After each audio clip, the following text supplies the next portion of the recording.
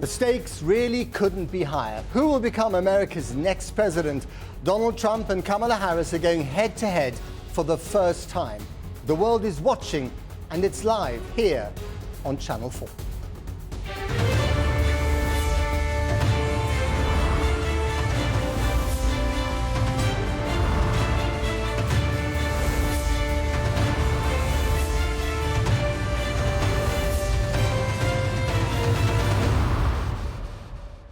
Hello, I'm Matt Fry and welcome to the programme.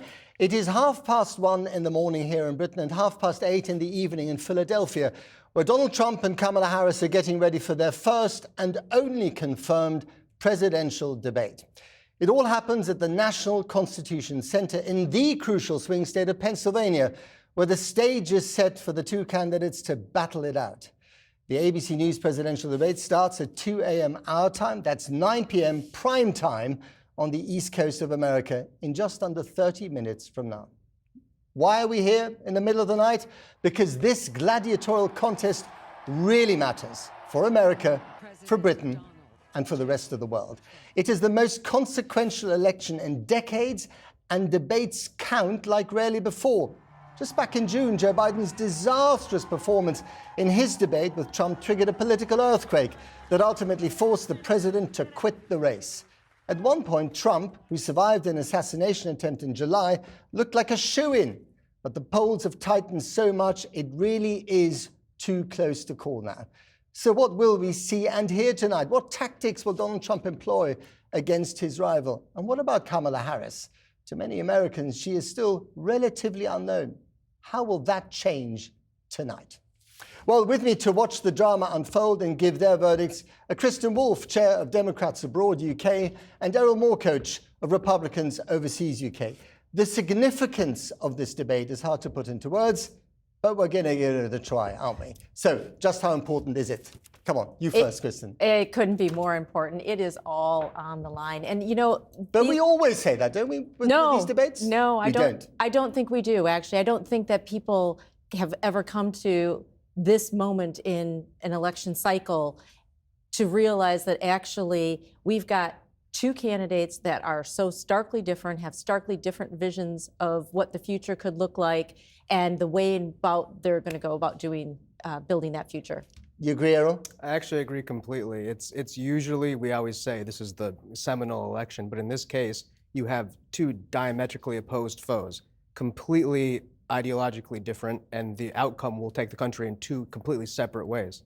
And amazingly, this is the first time they've actually met in person, isn't it? I don't know if that's true. I do believe that Donald Trump has claimed that he's met Kamala tangentially. Really? Tangentially? Yes, but not in an official debate situation. I think it's shocking that he hasn't met her before. She, was a senator from the largest state in the country, and he was president of the United States. How could he have not? So they met might her? have been in the same room, but they haven't pressed the flesh, as it were. That's right. Okay. So watching this tonight, are you going to be watching it on the sofa or behind the sofa, on the chair or behind the chair? I'm going to be standing up, cheering like you wouldn't believe for Kamala Harris, because I think she has got a lot going in terms of the energy behind her big tent campaign right now. We've got, an unprecedented number of Republicans actually joining our movement, independents coming on over. I mean, people are coming to this campaign because they see that there is such a stark choice between these candidates. You're rolling your eyes, Errol. Why? Not rolling my eyes, but I simply think that people like Dick Cheney aren't exactly what the modern Republican Party exemplifies whatsoever. He used to be, he was vice president once. He used was to be the standard bearer of the conservative wing of the GOP. But Mr. Donald Trump, or should I say former President Donald Trump, co-opted that party, and the Dick Cheneys of the world, the George Bushes of the world, these people, they're not in our party right now. Nobody who's voting for Donald Trump looks at Dick Cheney as anybody who's involved with us. We look at him as an outsider. He's not our guy. And he's welcome in our tent. And you can have him. And along with, well, that's great. I'm glad that you're willing to reject some of these voters. The war criminal, Dick Cheney, you can have him. You know what? Well, we'll talk about more in the substance later, but, we will welcome everyone into this tent because, as you started out by saying, Matt, everything is on the line. It's democracy. It's about keeping families safe, building opportunities for everyone. That's what Kamala Harris is about. Donald Trump is about himself and the showmanship that comes with his presidency. The fact that the grand old party right? The fact that the Republican Party has lost the likes of Dick Cheney. Yes. What does that tell you about your party? That we're a progressive, forward-looking, big tent party. People like Dick Cheney are not welcome in our party. This is a man of perpetual warfare. This is a man who is a Republican in name only. He's not part of our movement, and he's our diametrically opposed foe in this election. We don't welcome them at all, and we're happy to give them away because they're not good people. The fact that it took the Democrats so long, right, to exchange Joe Biden, President Biden, for a candidate who is much younger, sounds much more coherent, sounds, doesn't sound senile, I'm sorry, the way that he did in the last debate. What does that tell you about the Democratic Party? You know what? First off, what it tells you is that, Joe Biden has a 3.5 years of a track record of accomplishment and achievement. He couldn't string 3 sentences together in the And debate. you know what? And neither can Donald Trump. It'll be interesting to see what he does tonight. I mean, he makes up words. He does all kinds of Which is crazy true, isn't things. it? I mean, he's not bad on word salad either, is he? He's an informal speaker. He's not a politician. Keep in mind, he's the first president ever elected who's not a statesman or a war or military leader. He's a real person, and he speaks off the cuff. Absolutely. Okay, so I want to just hear from both of you. What do you think, what does Kamala Harris need to do tonight? I said in the introduction that she needs to define herself, which kind of seems odd because she's been vice president for the last, almost 4 years. But many Americans don't really know who she is. So what does she need to do tonight? Right. So I think you've hit exactly on what she needs to do. There's really 3 things. First, she needs to leverage, again, this big tent party that she's got, and she needs to make her appeal to the independents who are still trying to get to know her and the Republicans who cannot vote for Donald Trump because their conscience won't let them. So, but they still need that permission to cross the aisle, because for a lot of lifelong Republicans, that's a big thing to do. But the other thing she needs to do, she needs to set out her vision, and then she needs to be ready for the Republican playbook, right? Which is nothing but insults, lies, and bad policies. And so, she's got to be ready to address that, and, we'll see where it goes. On the flip side, I can also say that Donald Trump actually needs to do a little bit of work himself in this debate to show that he's not that playbook and that he might be something else. Okay, well, let's struggle. let the Trump man speak for Trump. What do you think Trump needs to do tonight? Well, I think Trump, all he has to do is keep the cool, steady image of an actual leader, somebody who's been... Cool and steady. I'm sorry to interrupt you there, Errol. They're not normally words associated with Donald Trump in the last few weeks, especially. True, in the last few weeks. But as far as our voters see him and the way he's been presenting himself, he's presented himself in a presidential fashion. Yes, he has his long tangential speeches, but right now he's in the pole position. All he has to do is lay out his position and let Kamala go in there and self-destruct, which she's done in every single debate she's ever done. I'm from California. She only got 0.4% of the vote in the primary when she ran. She's not electable, and she's never won a debate, and it's going to show tonight. What is the greatest danger, the greatest peril for Donald Trump tonight? The greatest peril for Donald Trump tonight would be simply if he lets Kamala get one of those I'm speaking moments. She's looking to create viral footage, and Donald Trump ideally will not give her that. She will try to bring out the worst in him, as it were. Yes, but he's such a great guy. There's nothing bad to bring out. Okay, all right. What is the greatest danger for Kamala Harris in this? I think the greatest danger that she's got is that she has this Republican playbook come at her, the insults, the lies, and the backward policies come at her like a tidal wave, and she just doesn't know where to even begin with all of it. And so I think she's just got to stay really focused and really presidential, because at this point... What does that mean, by the way, presidential? Let's just define that. She represents every American, right? She's got every American and their interests and their families in her heart and where she wants to lead the country. Unlike the other guy who just really is in it for himself. He's in this for the show. He's not in it. Hold on a minute. There were 75 million Americans who voted for Trump last time. He's still very popular. I mean, still a 50-50 nation. So it doesn't change. And there are lots of people who think he represents them, not just himself. True, but that's because he just spews out whatever is convenient for him to just talk about in the moment. And he doesn't actually have policies that he is that are rooted in, the good of the people. Okay, I can see Errol is smiling, but not with his eyes. So, what's your response to what you just said? Well, I would say this. I would say that Vice President Harris, as a former prosecutor, is going to come into this debate with that as her, talent base. However, when you're in a courtroom and you're a prosecutor, your client or the person you're prosecuting doesn't get to rebut you like this. So the only advantage she has as a prosecutor will be completely reduced when the opposition is allowed to respond. And Donald Trump is a live action responder, and she's not able to handle that. But hang on, her line, which she deployed as soon as she got the nod from Biden and the rest of the party, was, I know people like you, Donald Trump. I used to be a prosecutor, and you're a convicted felon. Now, this is something that we hadn't heard anyone really utter, let alone in the Republican Party, but even Joe Biden didn't go there. And it's a fact, isn't it?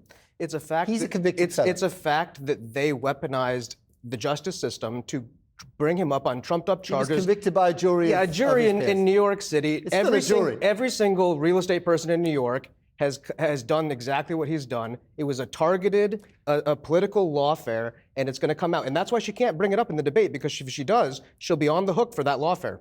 Do you agree with that briefly? No, the Justice Department had nothing to do with it. No, but hang on, do you think there's a danger for her if she goes on about him being a felon and she's a former prosecutor? Because to many people, that seemed like a very effective attack line.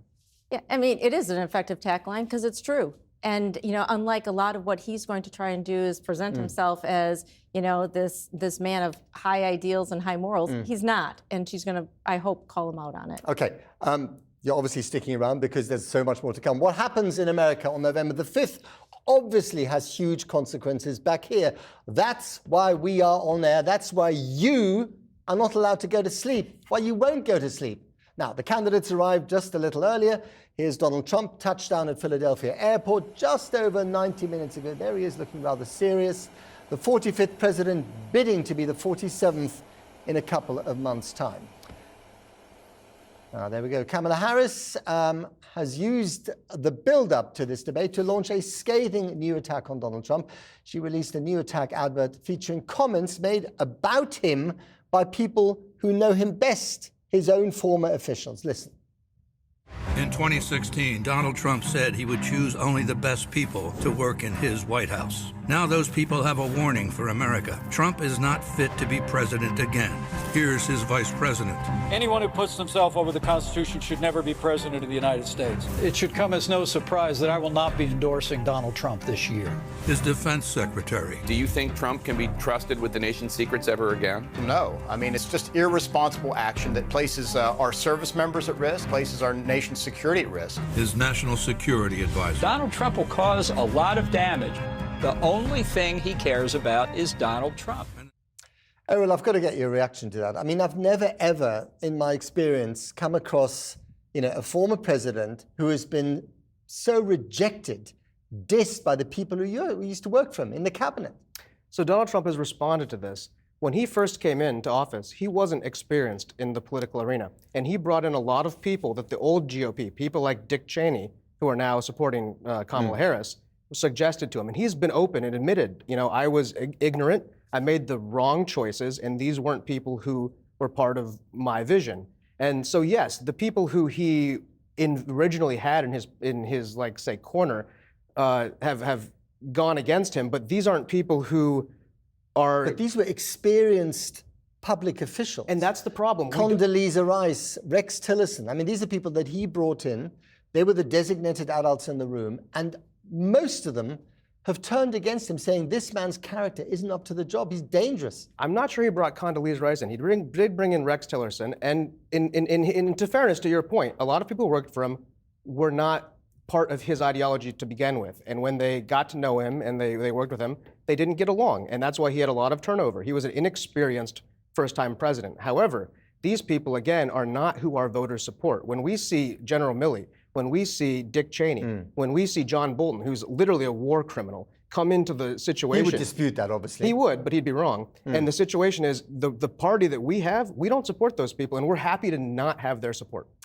Just briefly on Kamala Harris, let's be honest. She was a very indifferent vice president, wasn't she?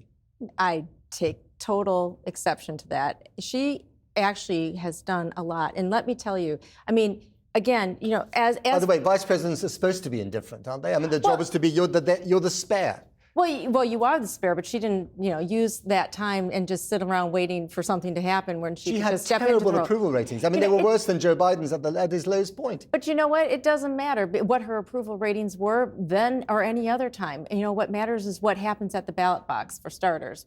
But, equally, let me just say, people have to understand that she was, as vice president, also president of the Senate. And that meant that she was in there deciding votes on some very key pieces of legislation, the Infrastructure Act, all kinds of things that really have catapulted the economy, catapulted the vision that she and President Biden had for the country, and that she intends to carry on in the next 4 years. I doubt she'll be speaking much about infrastructure tonight. I hope she won't be speaking about infrastructure tonight. But we're going to be looking out for character, for resilience, maybe even charm and humor, who knows. But let's have a look at some of the things that Trump has been saying about his rival. Kamala, I call her Laughing Kamala. You ever watch her laugh? She's crazy. She's barely competent, and she can't do an interview. But I look forward to the debates because I think we have to set the record straight. Lion, Kamala Harris, Lion, L-Y-I-N apostrophe. There's never been a lunatic like this in the White House.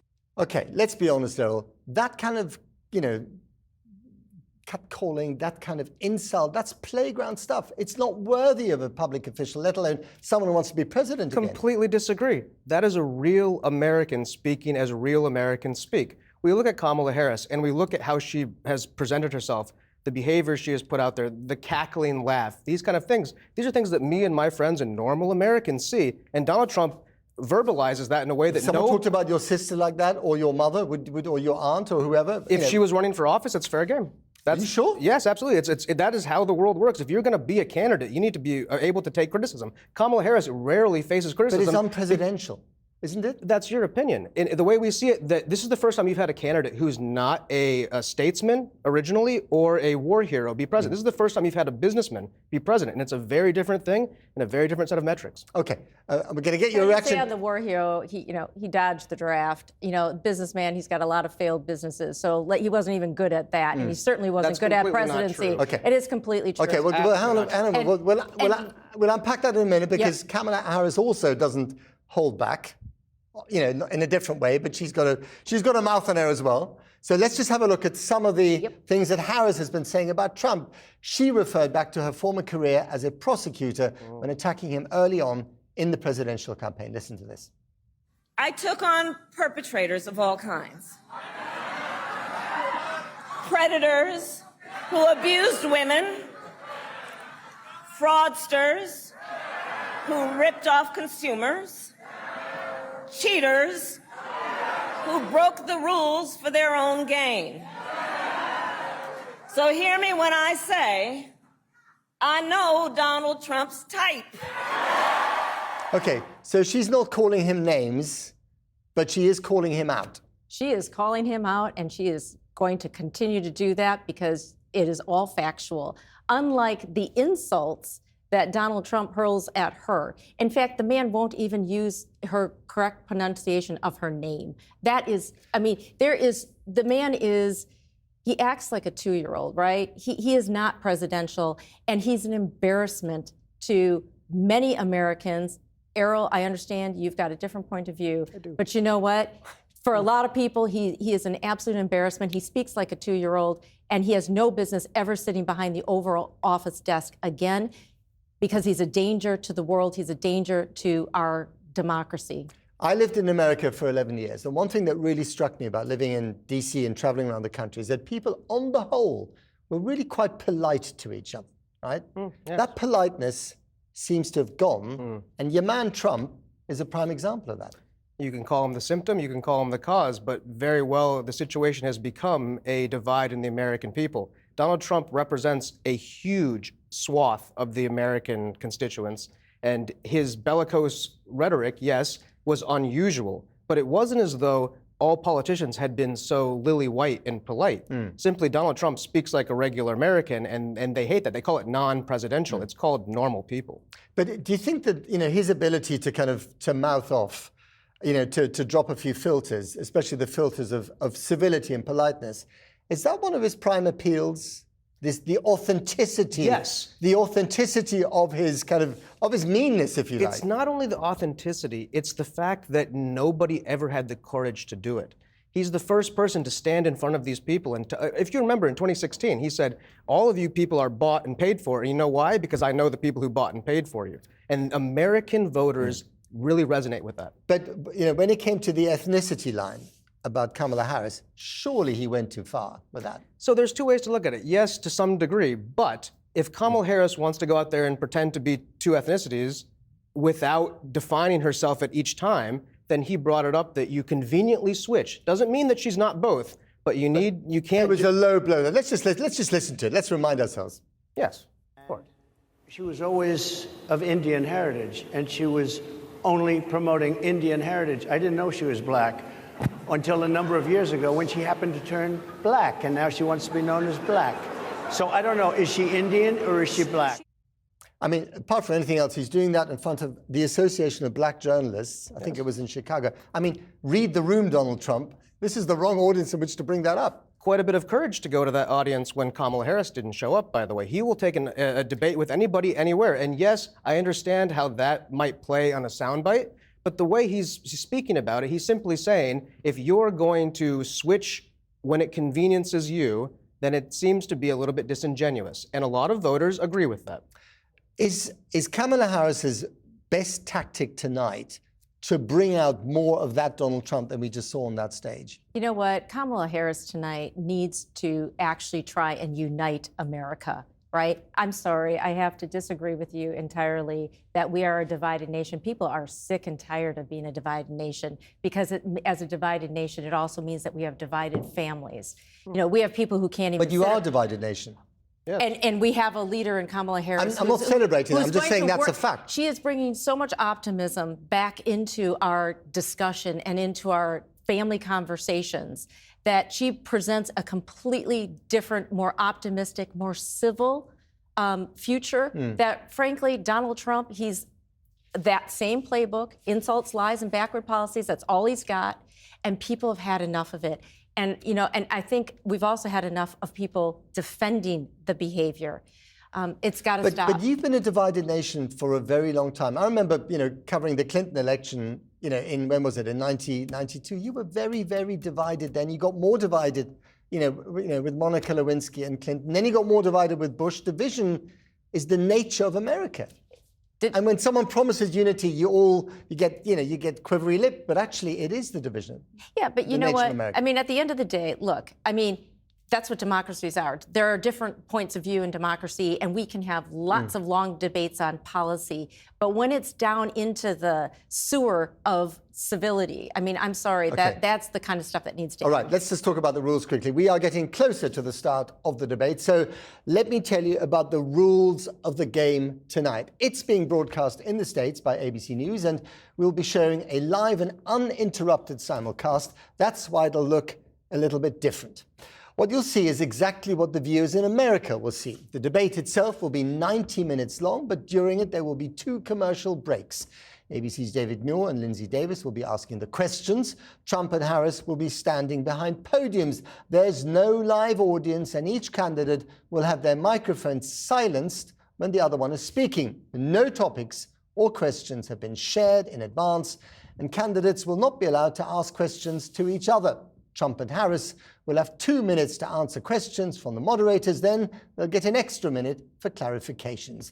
They're not allowed to take props or pre-written notes on stage, but they will be given a pen, some paper, and a bottle of water. There's been a virtual toss-up of a coin. Trump won and chose to go last with his closing statement. That left Harris with the choice of podium position. She chose the one to the right of the screen. Now, this election campaign has seen one of the most shocking events of recent memory, the attempted assassination of Donald Trump.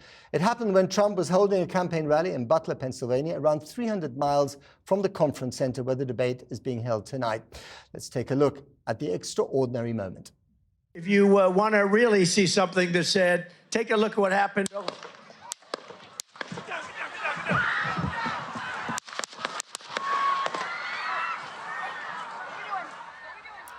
That That was a very shocking moment, wasn't it? Especially considering the history of political violence in this country. And when I was in Milwaukee for the RNC, for the Republican convention, every single Republican I spoke to who was shocked by this also thought that it was game over, that he had won the election at that point. That was wrong, wasn't it? That was wrong. Yes, that was an incredibly powerful moment. As an immigrant to America from Turkey, when I saw that occur, I said, wow, that is the kind of leader I want. When Americans saw him get up, fight, fight, fight, in the hail of gunfire, taking a bullet to the ear, we said, wow, that was incredible. But did that win him the election? No, it's still 50-50. That just because he's the most capable, candidate on the stage doesn't mean he's going to win in a shoo-in. So that wasn't a lock for him. That was just an example of the rhetoric that came from the left, calling him a Nazi, calling him literally Hitler, saying he's going to end democracy. It wouldn't be too crazy for somebody to take a shot at him. And that's the rhetoric that came out of Joe Biden's camp, and Kamala Harris will wear that baggage. He has used incredibly abrasive language about his opponents in the past, calling on Hillary Clinton to be locked up, etc. So I think to draw a direct line from the rhetoric in the campaign to that event is probably a stretch, I would say. However, when you saw that happen, and you saw him come up, instinctively resilient, fight, fight, fight, which became the clarion call at the RNC, did you think, and Biden was still the candidate at the time, this is over? I actually didn't think anything about the election at that moment. I just thought, my God, we have another act of violence and a shooting, this time to a presidential candidate. That is so shocking to the system that we have to do something about not only the political violence, but also the AR-15s that are being used over and over and over again. We had 636 mass shootings. That means 4 or more people injured or killed in 2023. And we've got, I think it's 339 and she's going to be tough on gun control tonight, and isn't she? she's going to, and she, you betcha. He'll be supporting the NRA. In the last 4 years, did you guys ban any weapons when you were in charge? No, you didn't, because it's Congress, right? So you can't, the president doesn't get to just choose what's banned. Keep in mind, the AR-15 is a semi-automatic rifle. It's a rifle. It's not a crazy weapon in America. Let's wait and see what they have to say about those particular weapons and the wider issue of gun control, to which, to us in the UK, frankly, it's puzzling, all right? It really is. It's a different thing. Okay, but before we get into the debate, and just a few minutes away, let's just see how crucial and decisive these televised debates can be. Well, this race for the White House started off as Trump versus Biden, but their TV debate was the beginning of the end for the current president. The moment the wheels well and truly came off his bid to be re-elected, watched by 48 million people. And I'm going to continue to move until we get the total ban on the total initiative relative to what we're going to do with more Border Patrol and more asylum officers. President Trump? I really don't know what he said at the end of that sentence. I don't think he knows what he said either. Ouch. Well, a bit of history. The first ever televised presidential debate in 1960 saw Richard Nixon take on a youthful John F. Kennedy in front of 70 million people. Images of Nixon sweating under the studio lights didn't do him any favors. He went on to lose. And who can forget how Ronald Reagan dealt with the question about his age during his 1984 clash with his younger rival, Walter Mondale? You already are the oldest president in history. I recall yet that President Kennedy had to go for days on end with very little sleep during the Cuba Missile Crisis. Is there any doubt in your mind that you would be able to function in such circumstances? Not at all, Mr. Truitt, and I want you to know that also I will not make age an issue of this campaign. I am not going to exploit for political purposes my opponent's youth and inexperience. Genius, the line to be remembered, and Reagan, of course, went on to get re-elected. Errol, every debate, at the end of the day, 90 minutes of argy-bargy, it comes down to one line maybe, or two lines, or perhaps some body language. What is the one line that you're hoping for tonight? I'm hoping for Donald to catch Kamala in one of her many word salad half-truths. And when he does it, he's going to deliver a kill shot that he's done to everybody in the Republican Party and the Democrat Party that he's ever been up against. He wins every debate he's ever been in, and all we need is Kamala to be herself, and we'll take it from her. What are you hoping for? What I'm hoping for is I hope Kamala Harris closes this with a really strong and powerful "we are not going back," because no, we have been through the Trump chaos. We have been through the Trump years where he literally left a wake in his path of just absolute destruction. Our economy crashed under the guy. You know, he stripped women of their rights over their own bodies. He has done so much damage, and it has taken the Biden-Harris administration 3.5 years to get it back on track. And I hope that she just seals the deal by, convincing the Americans we don't have to go back. I've got a better future. I know that we talk about gotcha moments, but it is about gotcha moments in many ways. And of course, Kamala Harris wanted the mics to be open all the time, and that hasn't happened. Okay. Now, it's nearly time now for the ABC News presidential debate simulcast. Donald Trump versus Kamala Harris. The race for president upended just weeks ago. President Biden withdrawing after his last debate. Donald Trump now up against a new opponent. The candidates separated by the smallest of margins, essentially tied in the polls nationally and in the key battlegrounds, including right here in Pennsylvania, all still very much in play. The ABC News presidential debate starts right now.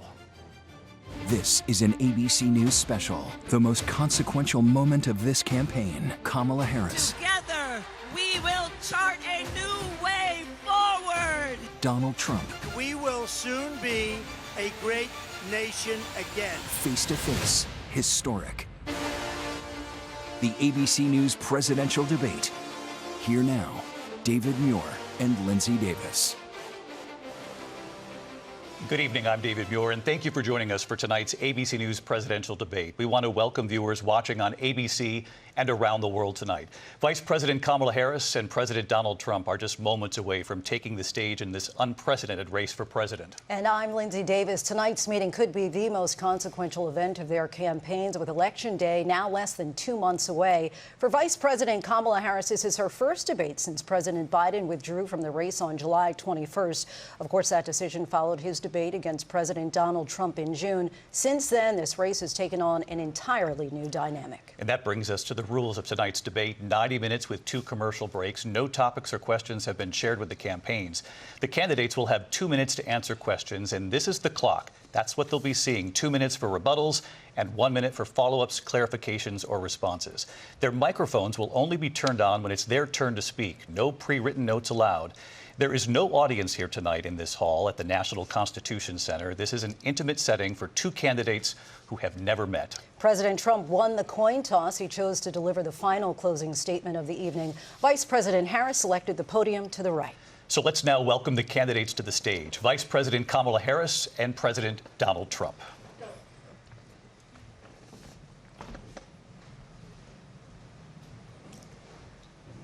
Kamala Harris. Let's have a good debate. See you. Have fun. Thank you. Welcome to you both. It's wonderful to have you. It's an honor to have you both here tonight. Good evening. We are looking forward to a spirited and thoughtful debate. So let's get started. I want to begin tonight with the issue that voters repeatedly say is their #1 issue, and that is the economy and the cost of living in this country. Vice President Harris, you and President Trump were elected 4 years ago, and your opponent on the stage here tonight often asks his supporters, are you better off than you were 4 years ago? When it comes to the economy, do you believe Americans are better off than they were 4 years ago? So I was raised as a middle-class kid, and I am actually the only person on this stage who has a plan that is about lifting up the middle class and working people of America. I believe in the ambition, the aspirations, the dreams of the American people. And that is why I imagine and have actually a plan to build what I call an opportunity economy. Because here's the thing. We know that we have a shortage of homes and housing, and the cost of housing is too expensive for far too many people. We know that young families need support to raise their children, and I intend on extending a tax cut for those families of $6,000, which is the largest child tax credit that we have given in a long time, so that those young families can afford to buy a crib, buy a car seat, buy clothes for their children. My passion, one of them, is small businesses. My mother raised my sister and me, but there was a woman who helped raise us. We call her our second mother. She was a small business owner. I love our small businesses. My plan is to give a $50,000 tax deduction to start up small businesses, knowing they are part of the backbone of America's economy. My opponent, on the other hand, his plan is to do what he has done before. which is to provide a tax cut for billionaires and big corporations, which will result in $5 trillion to America's deficit. My opponent has a plan that I call the Trump's sales tax, which would be a 20% tax on everyday goods that you rely on to get through the month. Economists have said that that Trump sales tax would actually result for middle-class families in about $4,000 more a year because of his policies and his ideas about what should be the backs of middle-class people paying for tax cuts for billionaires. President Trump, I'll give you 2 minutes. First of all, I have no sales tax. That's an incorrect statement. She knows that. We're doing tariffs on other countries. Other countries are going to finally, after 75 years, pay us back for all that we've done for the world. And the tariff will be substantial in some cases. I took in billions and billions of dollars, as you know, from China. In fact, they never took the tariff off because there was so much money they can't. It would totally destroy everything that they've set out to do. They're taking in billions of dollars from China and other places. They've left the tariffs on. When I had it, I had tariffs, and yet I had no inflation. Look, we've had a terrible economy because inflation has, which is really known as a country buster. It breaks up countries. We have inflation like very few people have ever seen before, probably the worst in our nation's history. We were at 21%, but that's being generous because many things are 50, 60, 70, and 80% higher than they were just a few years ago. This has been a disaster for people, for the middle class, but for every class. On top of that, we have millions of people pouring into our country from prisons and jails, from mental institutions and insane asylums, and they're coming in and they're taking jobs that are occupied right now by African Americans and Hispanics, and also unions. Unions are going to be affected very soon. And you see what's happening. You see what's happening with towns throughout the United States. You look at Springfield, Ohio. You look at Aurora in Colorado. They are taking over the towns. They're taking over buildings. They're going in violently. These are the people that she and Biden led into our country, and they're destroying our country. They're dangerous. They're at the highest level of criminality, and we have to get them out. We have to get them out fast. I created one of the greatest economies in the history of our country. I'll do it again and even better. We are going to get to immigration and border security during this debate, but I would like to let Vice President Harris respond on the economy here. Well, I would love to. Let's talk about what Donald Trump left us. Donald Trump left us the worst unemployment since the Great Depression. Donald Trump left us the worst public health epidemic in a century. Donald Trump left us the worst attack on our democracy since the Civil War. And what we have done is clean up Donald Trump's mess. What we have done and what I intend to do is build on what we know are the aspirations and the hopes of the American people. But I'm going to tell you all in this debate tonight, you're going to hear from the same old tired playbook, a bunch of lies, grievances, and name-calling. What you're going to hear tonight is a detailed and dangerous plan called Project 2025 that the former president intends on implementing if he were elected again. I believe very strongly that the American people want a president who understands the importance of bringing us together, knowing we have so much more in common than what separates us. And I pledge to you to be a president for all Americans. President Trump will give you a minute here to respond. Number one, I have nothing to do, as you know, and as she knows better than anyone, I have nothing to do with Project 2025. That's out there. I haven't read it. I don't want to read it purposely. I'm not going to read it. This was a group of people that got together. They came up with some ideas, I guess some good, some bad. But it makes no difference. I have nothing to do. Everybody knows I'm an open book. Everybody knows what I'm going to do. Cut taxes very substantially and create a great economy like I did before. We had the greatest economy. We got hit with a pandemic. And the pandemic was not since 1917, where 100 million people died, has there been anything like it. We did a phenomenal job with the pandemic. We handed them over a country where the economy and where the stock market was higher than it was before the pandemic came in. Nobody's ever seen anything like it. We made ventilators for the entire world. We got gowns, we got masks, we did things that nobody thought possible. And people give me credit for rebuilding the military. They give me credit for a lot of things, but not enough credit for the great job we did with the pandemic. But the only jobs they got were bounce-back jobs. These were jobs bounced back, and it bounced back, and it went to their benefit. But I was the one that created them. They know it, and so does everybody else. Vice President Harris, I'll let you respond. So Donald Trump has no plan for you. And when you look at his economic plan, it's all about tax breaks for the richest people. I am offering what I describe as an opportunity economy, and the best economists in our country, if not the world, have reviewed our relative plans for the future of America. What Goldman Sachs has said is that Donald Trump's plan would make the economy worse, mine would strengthen the economy. What the Wharton School has said is Donald Trump's plan would actually explode the deficit. 16 Nobel laureates have described his economic plan as something that would increase inflation and by the middle of next year would invite a recession. You just have to look at where we are and where we stand on the issues. And I'd invite you to know that Donald Trump actually has no plan for you because he is more interested in defending himself than he is in looking out for you. That's just a soundbite. They gave her that to say. Look, I went to the Wharton School of Finance, and many of those professors, the top professors, think my plan is a brilliant plan. It's a great plan. It's a plan that's going to bring up our worth, our value as a country. It's going to make people want to be able to go and work and create jobs and create a lot of good, solid money for our country. And just to finish off, she doesn't have a plan. She copied Biden's plan, and it's like 4 sentences, like run, spot, run.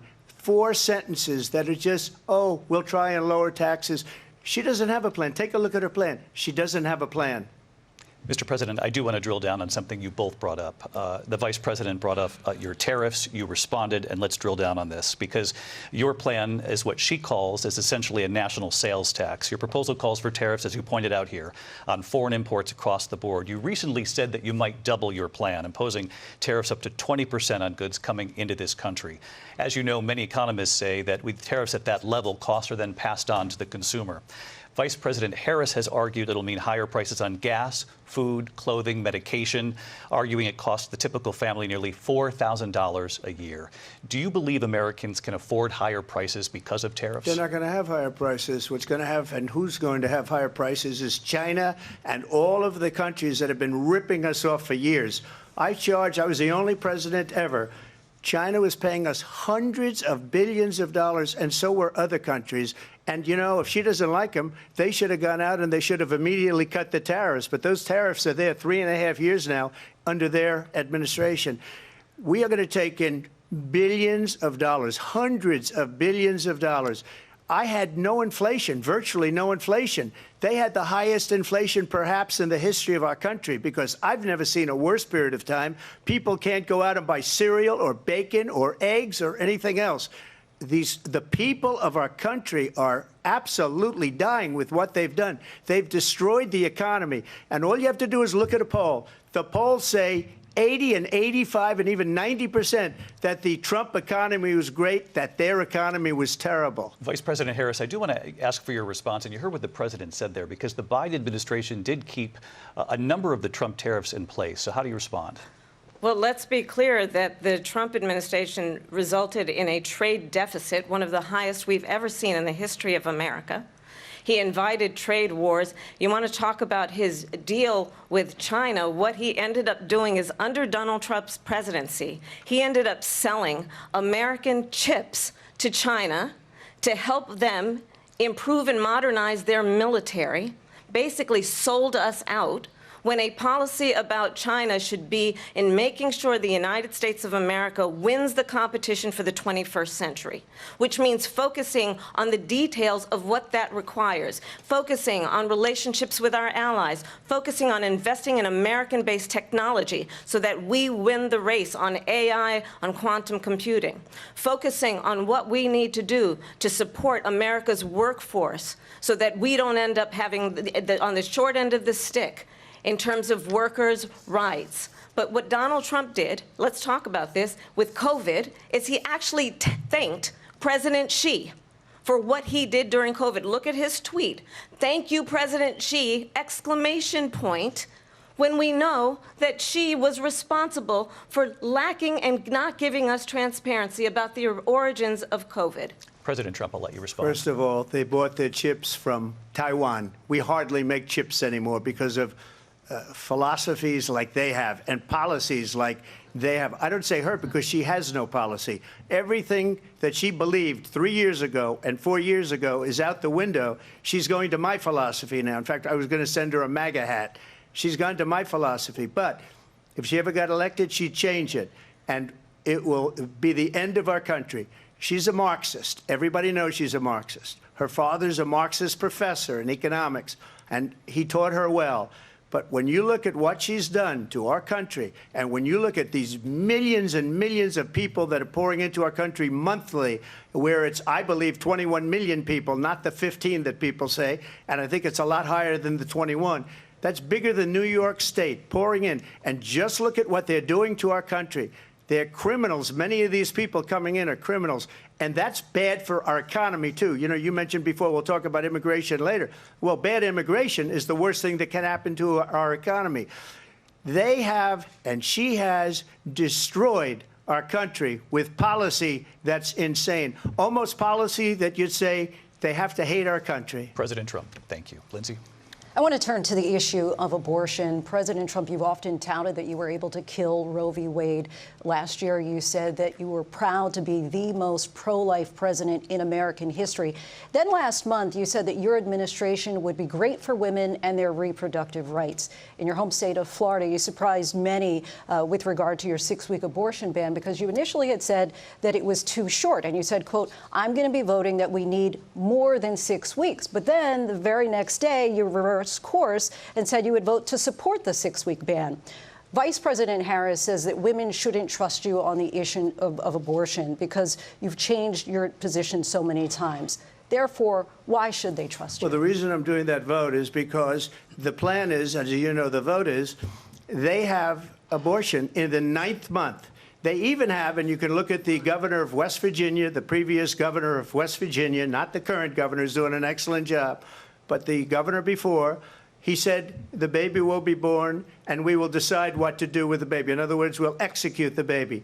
And that's why I did that, because that predominates, because they're radical. The Democrats are radical in that. And her vice presidential pick, which I think was a horrible pick, by the way, for our country, because he is really out of it.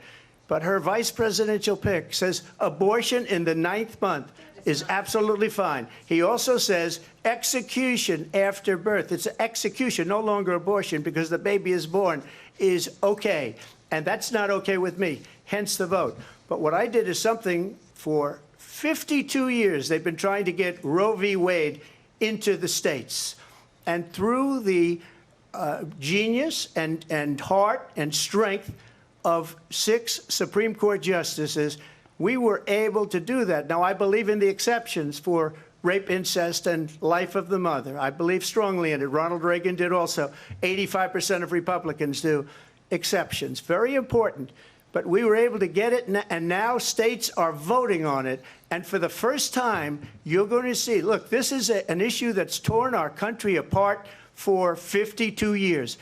Every legal scholar, every Democrat, every Republican, liberal, conservative, they all wanted this issue to be brought back to the states where the people could vote. And that's what happened. Now, Ohio, the vote was somewhat liberal. Kansas, the vote was somewhat liberal, much more liberal than people would have thought. But each individual state is voting. It's the vote of the people now. It's not tied up in the federal government. I did a great service in doing it. It took courage to do it. And the Supreme Court had great courage in doing it. And I give tremendous credit to those 6 justices. There is no state in this country where it is legal to kill a baby after it's born. Madam Vice President, I want to get your response to President Trump. Well, as I said, you're going to hear a bunch of lies, and that's not actually a surprising fact. Let's understand how we got here. Donald Trump hand-selected 3 members of the United States Supreme Court with the intention that they would undo the protections of Roe v. Wade. And they did exactly as he intended. And now in over 20 states, there are Trump abortion bans, which make it criminal for a doctor or nurse to provide health care. In one state, it provides prison for life. Trump abortion bans that make no exception even for rape and incest, which understand what that means. A survivor of a crime of violation to their body does not have the right to make a decision about what happens to their body next. That is immoral. And one does not have to abandon their faith or deeply held beliefs to agree. The government, and Donald Trump certainly, should not be telling a woman what to do with her body. I have talked with women around our country. You want to talk about this is what people wanted? Pregnant women who want to carry a pregnancy to term, suffering from a miscarriage, being denied care in an emergency room because the healthcare providers are afraid they might go to jail, and she's bleeding out in a car in the parking lot. She didn't want that. Her husband didn't want that. A 12 or 13-year-old survivor of incest being forced to carry a pregnancy to term. They don't want that. And I pledge to you, when Congress passes a bill to put back in place the protections of Roe v. Wade, as President of the United States, I will proudly sign it into law. But understand, if Donald Trump were to be reelected, he will sign a national abortion ban. Understand, in his Project 2025, there would be a national abortion, a monitor that would be monitoring your pregnancies, your miscarriages. I think the American people believe that certain freedoms, in particular the freedom to make decisions about one's own body, should not be made by the government. Thank you, Vice President Harris. Well, there she goes again. It's a lie. I'm not signing a ban, and there's no reason to sign a ban, because we've gotten what everybody wanted. Democrats, Republicans, and everybody else, and every legal scholar wanted it to be brought back into the states, and the states are voting. And it may take a little time, but for 52 years, this issue has torn our country apart, and they've wanted it back in the states. And I did something that nobody thought was possible. The states are now voting. What she says is an absolute lie. And as far as the abortion ban, no, I'm not in favor of abortion ban, but it doesn't matter, because this issue has now been taken over by the states. Would you veto a national abortion ban if it came Well, to I your won't desk? have to, because, again, two things. Number one, she said she'll go back to Congress. She'll never get the vote. It's impossible for her to get the vote, especially now with the 50-50, essentially 50-50 in both Senate and the House. She's not going to get the vote. She can't get the vote. She won't even come close to it. So it's just talk. You know what it reminds me of? When they said they're going to get student loans terminated, and it ended up being a total catastrophe. The student loans, and then her, I think probably her boss, if you call him a boss, he spends all his time on the beach. But look, her boss went out and said, we'll do it again. We'll do it a different way. And he went out, got rejected again by the Supreme Court. So all these students got taunted with this whole thing about this whole idea, and how unfair that would have been. Part of the reason they lost to the millions and millions of people that had to pay off their student loans. They didn't get it for free, but they were saying it's the same way that they talked about that they talk about abortion. But if I could just get a yes or no, because your running mate, J.D. Vance, has said that you would veto it if it did come to your desk. Well, I didn't discuss it with J.D. In all fairness, J.D., and I don't mind if he has a certain view, but I think he was speaking for me, but I really didn't. Look, we don't have to discuss it, because she'd never be able to get it, just like she couldn't get student loans. They couldn't get student loans. They didn't even come close to getting student loans. They taunted young people and a lot of other people that had loans. They can never get this approved. So it doesn't matter what she says about going to Congress. Well, wonderful. Let's go to Congress. Do it. But the fact is that for years they wanted to get it out of Congress and out of the federal government, and we did something that everybody said couldn't be done. And now you have a vote of the people on abortion.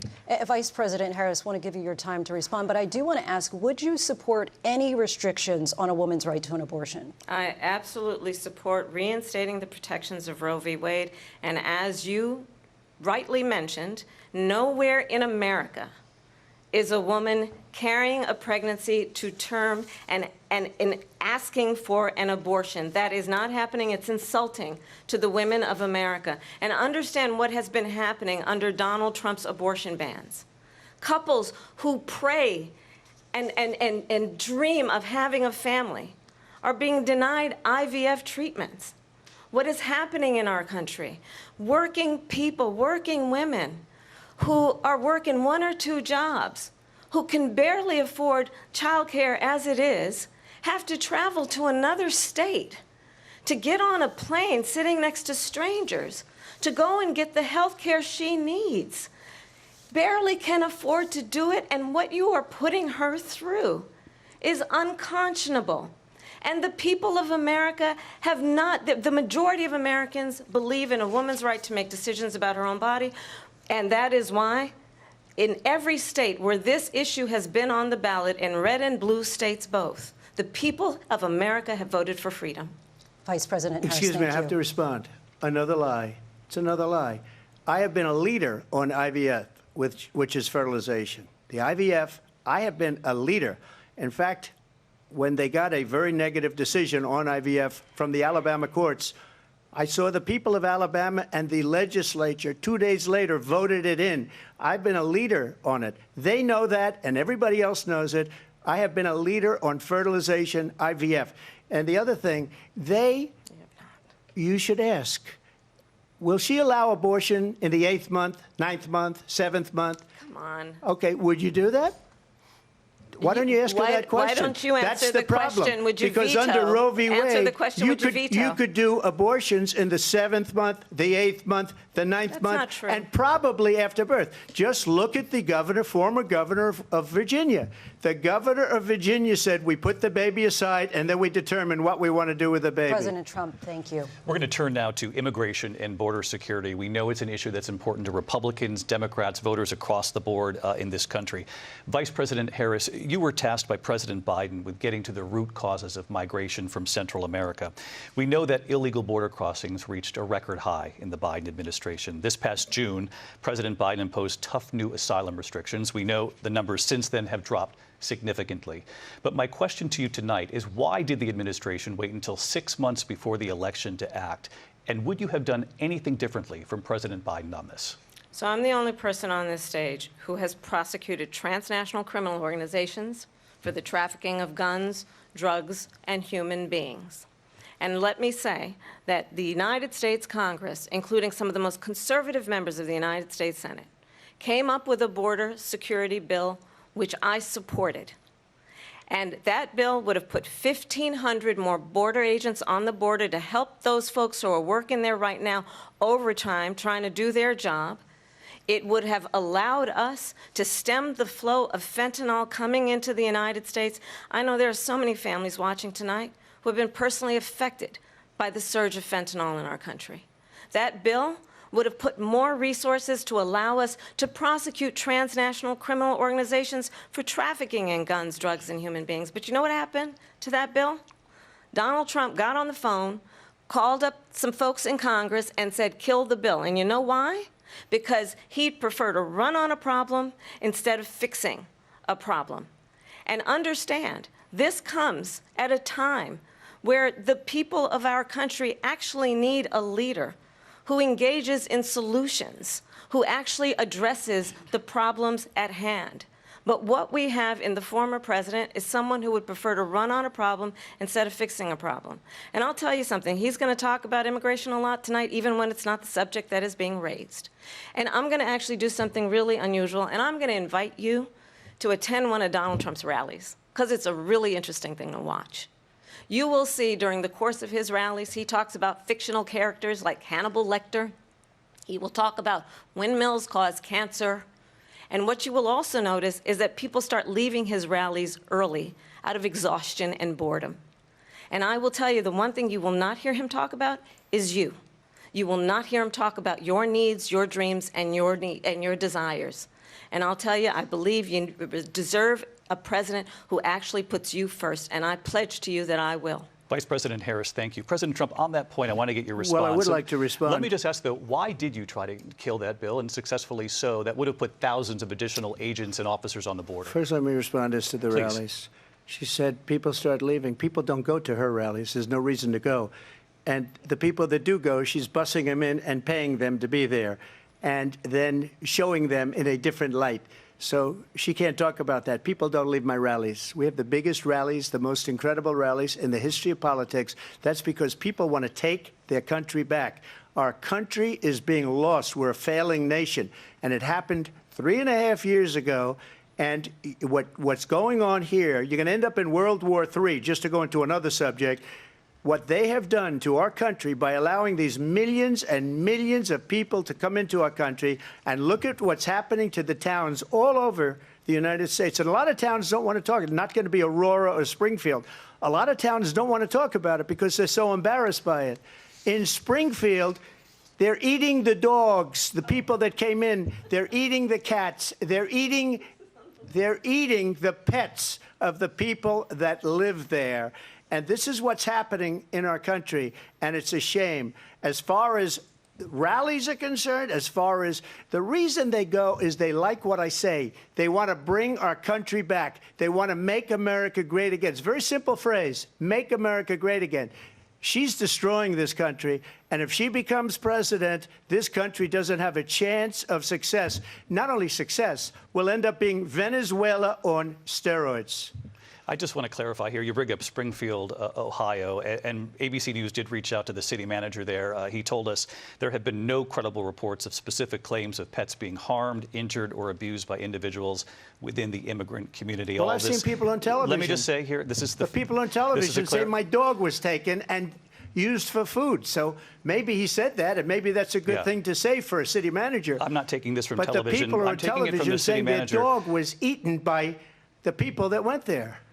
Again, the Springfield city manager says there's no evidence of that. Vice President Harris, I'll let you respond to the rest of what you've heard. You talk about extreme. You know, this is, I think, one of the reasons why in this election I actually have the endorsement of 200 Republicans who have formally worked with President Bush, Mitt Romney, and John McCain, including the endorsement of former Vice President Dick Cheney and Congress member Liz Cheney. And if you want to really know the inside track on who the former president is, if he didn't make it clear already, just ask people who have worked with him. His former chief of staff, a 4-star general, has said he has contempt for the Constitution of the United States. His former national security advisor has said he is dangerous and unfit. His former Secretary of Defense has said the nation, the Republic, would never survive another Trump term.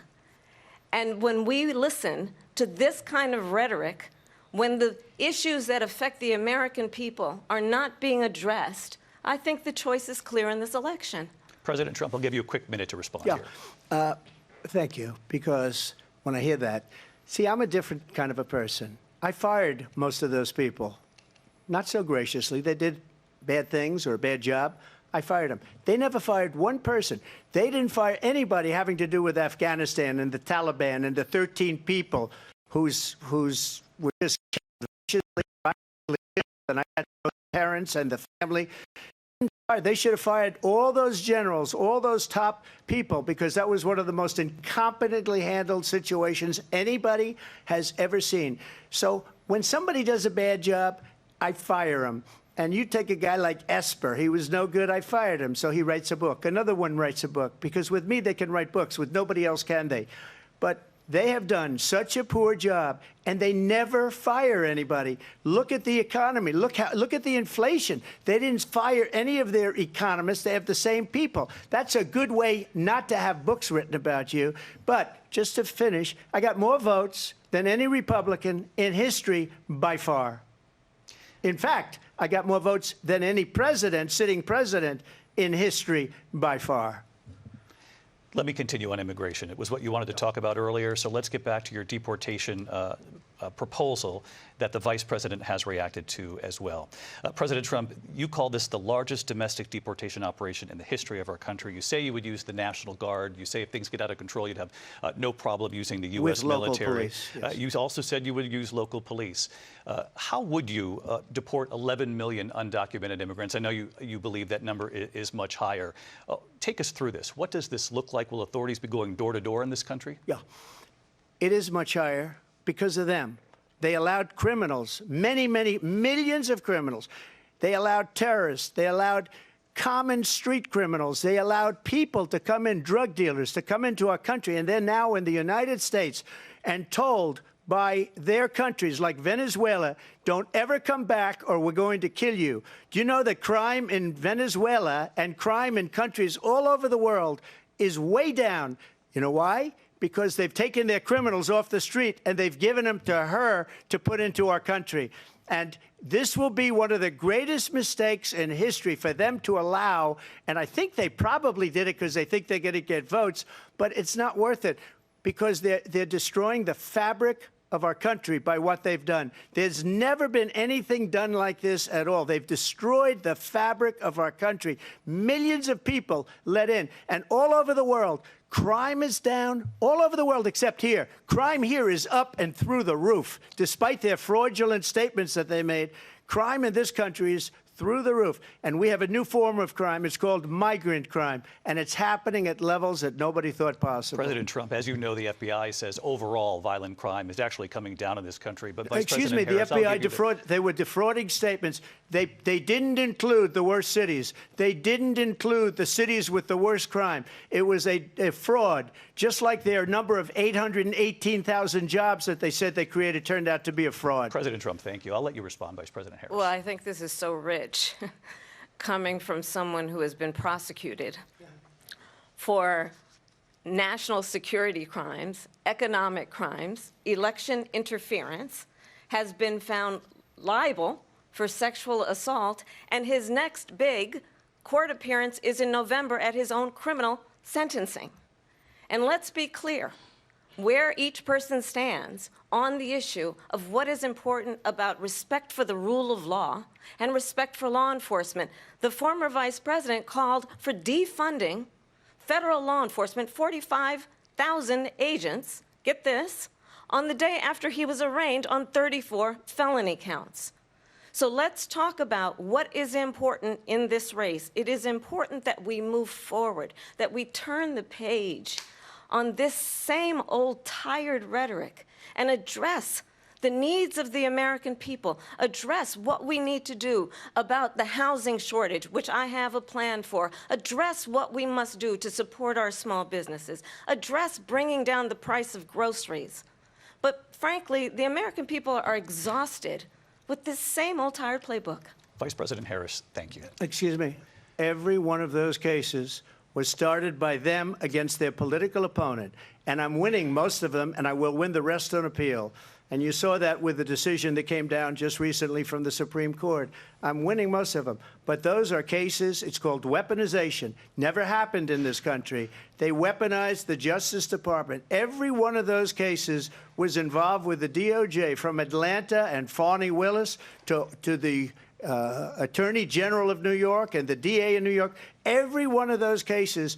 And then they say, oh, he's a criminal. They're the ones that made them go after me. By the way, Joe Biden was found essentially guilty on the documents case. And what happened in my documents case? They said, oh, that's the toughest of them all. A complete and total victory. 2 months ago, it was thrown out. It's weaponization, and they used it, and it's never happened in this country. They used it to try and win an election. They're fake cases. President Trump, thank you. A really quick response here, Vice President Harris, on this notion of weaponization of the Justice Department. Well, let's talk about extreme and understand the context in which this election in 2024 is taking place. The United States Supreme Court recently ruled that the former president would essentially be immune from any misconduct if he were to enter the White House again. Understand, this is someone who has openly said he would terminate, I'm quoting, terminate the Constitution of the United States, that he would weaponize the Department of Justice against his political enemies.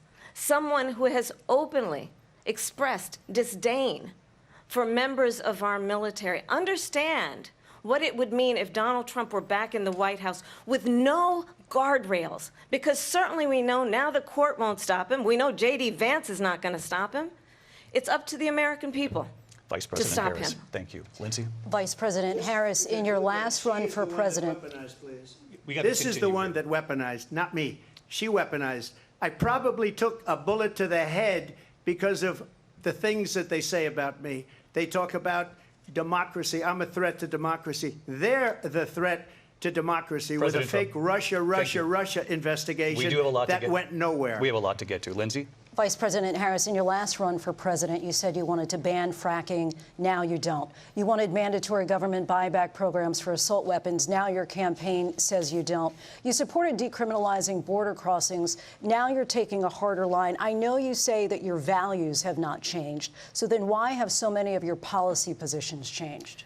So my values have not changed, and I'm going to discuss at least every point that you've made. But in particular, let's talk about fracking because we're here in Pennsylvania. I made that very clear in 2020. I will not ban fracking. I have not banned fracking as Vice President of the United States. And in fact, I was the tie-breaking vote on the Inflation Reduction Act, which opened new leases for fracking. My position is that we have got to invest in diverse sources of energy so we reduce our reliance on foreign oil. We have had the largest increase in domestic oil production in history because of an approach that recognizes that we cannot over-rely on foreign oil. As it relates to my values, let me tell you, I grew up a middle-class kid raised by a hardworking mother who worked and saved and was able to buy our first home when I was a teenager. The values I bring to the importance of home ownership, knowing not everybody got handed $400 million on a silver platter and then filed bankruptcy 6 times, is a value that I bring to my work to say we are going to work with the private sector and home builders to increase 3 million homes, increase by 3 million homes by the end of my first term. My work that is related to having a friend when I was in high school who was sexually assaulted by her stepfather. And my focus then on protecting women and children from violent crime is based on a value that is deeply grounded in the importance of standing up for those who are most vulnerable. My work that is about protecting Social Security and Medicare is based on long-standing work that I have done, protecting seniors from scams. My values have not changed. And what is important is that there is a president who actually brings values and a perspective that is about lifting people up and not beating people down and name-calling. The true measure of the leader is the leader who actually understands the strength is not in beating people down, it's in lifting people up. I intend to be that president. President Trump, your Well, response? first of all, I wasn't given $400 million. I wish I was. My father was a Brooklyn builder, Brooklyn, Queens, and a great father, and I learned a lot from him. But I was given a fraction of that, a tiny fraction, and I built it into many, many billions of dollars, many, many billions. And when people see it, they are even surprised. So we don't have to talk about that. Fracking, she's been against it for 12 years.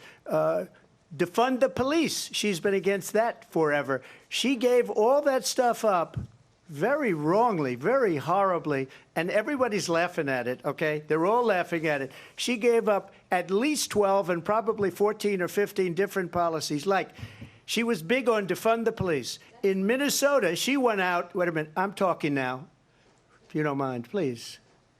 Does that sound familiar? Don't lie. She went out in Minnesota and wanted to let criminals that killed people, that burned down Minneapolis, she went out and raised money to get them out of jail.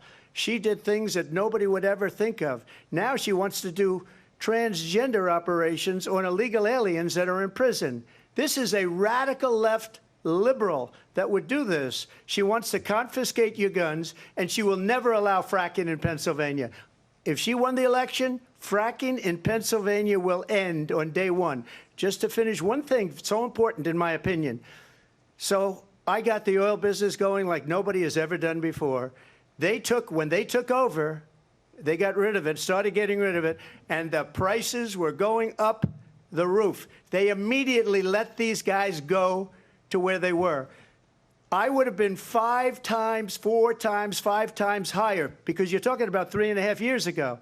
They got it up to where I was because they had no choice, because the prices of energy were quadrupling and doubling. You saw what happened to gasoline. So they said, let's go back to Trump. But if she won the election, the day after that election, they'll go back to destroying our country, and oil will be dead, fossil fuel will be dead, we'll go back to windmills, and we'll go back to solar, where they need a whole desert to get some energy to come out of it. You ever see a solar plant? By the way, I'm a big fan of solar, but they take 400, President 500 acres of desert President soil. Trump, we have a These lot are of not good issues things that for we the have to get environment, to. as We're she out of time. understands. Thank you. Lindsay, thank you. We have an election in just 56 days. And I want to talk about the peaceful transfer of power, which, of course, we all know is a cornerstone of our democracy, and the role of a president in a moment of crisis. Mr. President, on January 6th, you told your supporters to march to the Capitol. You said you would be right there with them. The country and the world saw what played out at the Capitol that day, the officers coming under attack. Aides in the West Wing say you watched it unfold on television off the Oval Office. You did send out tweets, but it was more than 2 hours before you sent out that video message telling your supporters to go home. Is there anything you regret about what you did on that day? You just said a thing that isn't covered. Peacefully and patriotically, I said during my speech, not later on. Peacefully and patriotically. And nobody on the other side was killed. Ashley Babbitt was shot by an out-of-control police officer that should have never, ever shot her. It's a disgrace. But we didn't do this group of people that have been treated so badly. I ask, what about all the people that are pouring into our country and killing people that she allowed to pour in? She was the border czar, remember that. She was the border czar. She doesn't want to be called the border czar because she's embarrassed by the border. In fact, she said at the beginning, oh, I'm surprised you're not talking about the border yet. That's because she knows what a bad job they've done.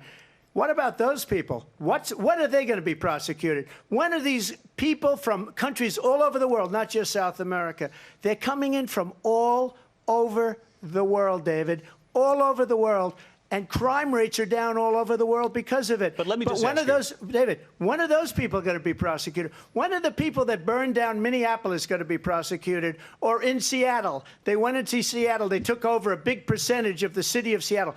When are those people going to be prosecuted? But let me just ask you. You might ask her that question. You were the president. You were watching it unfold on television. It's a very simple question as we move forward toward another election. Is there anything you regret about what you did on that day? Yes or no? I had nothing to do with that other than they asked me to make a speech. I showed up for a speech. I said, I think it's going to be big. I went to Nancy Pelosi and the mayor of Washington, D.C., and the mayor put it back in writing, as you know. I said, you know, this is going to be a very big rally or whatever you want to call it. And again, it wasn't done by me. It was done by others. I said, I'd like to give you 10,000 National Guard or soldiers.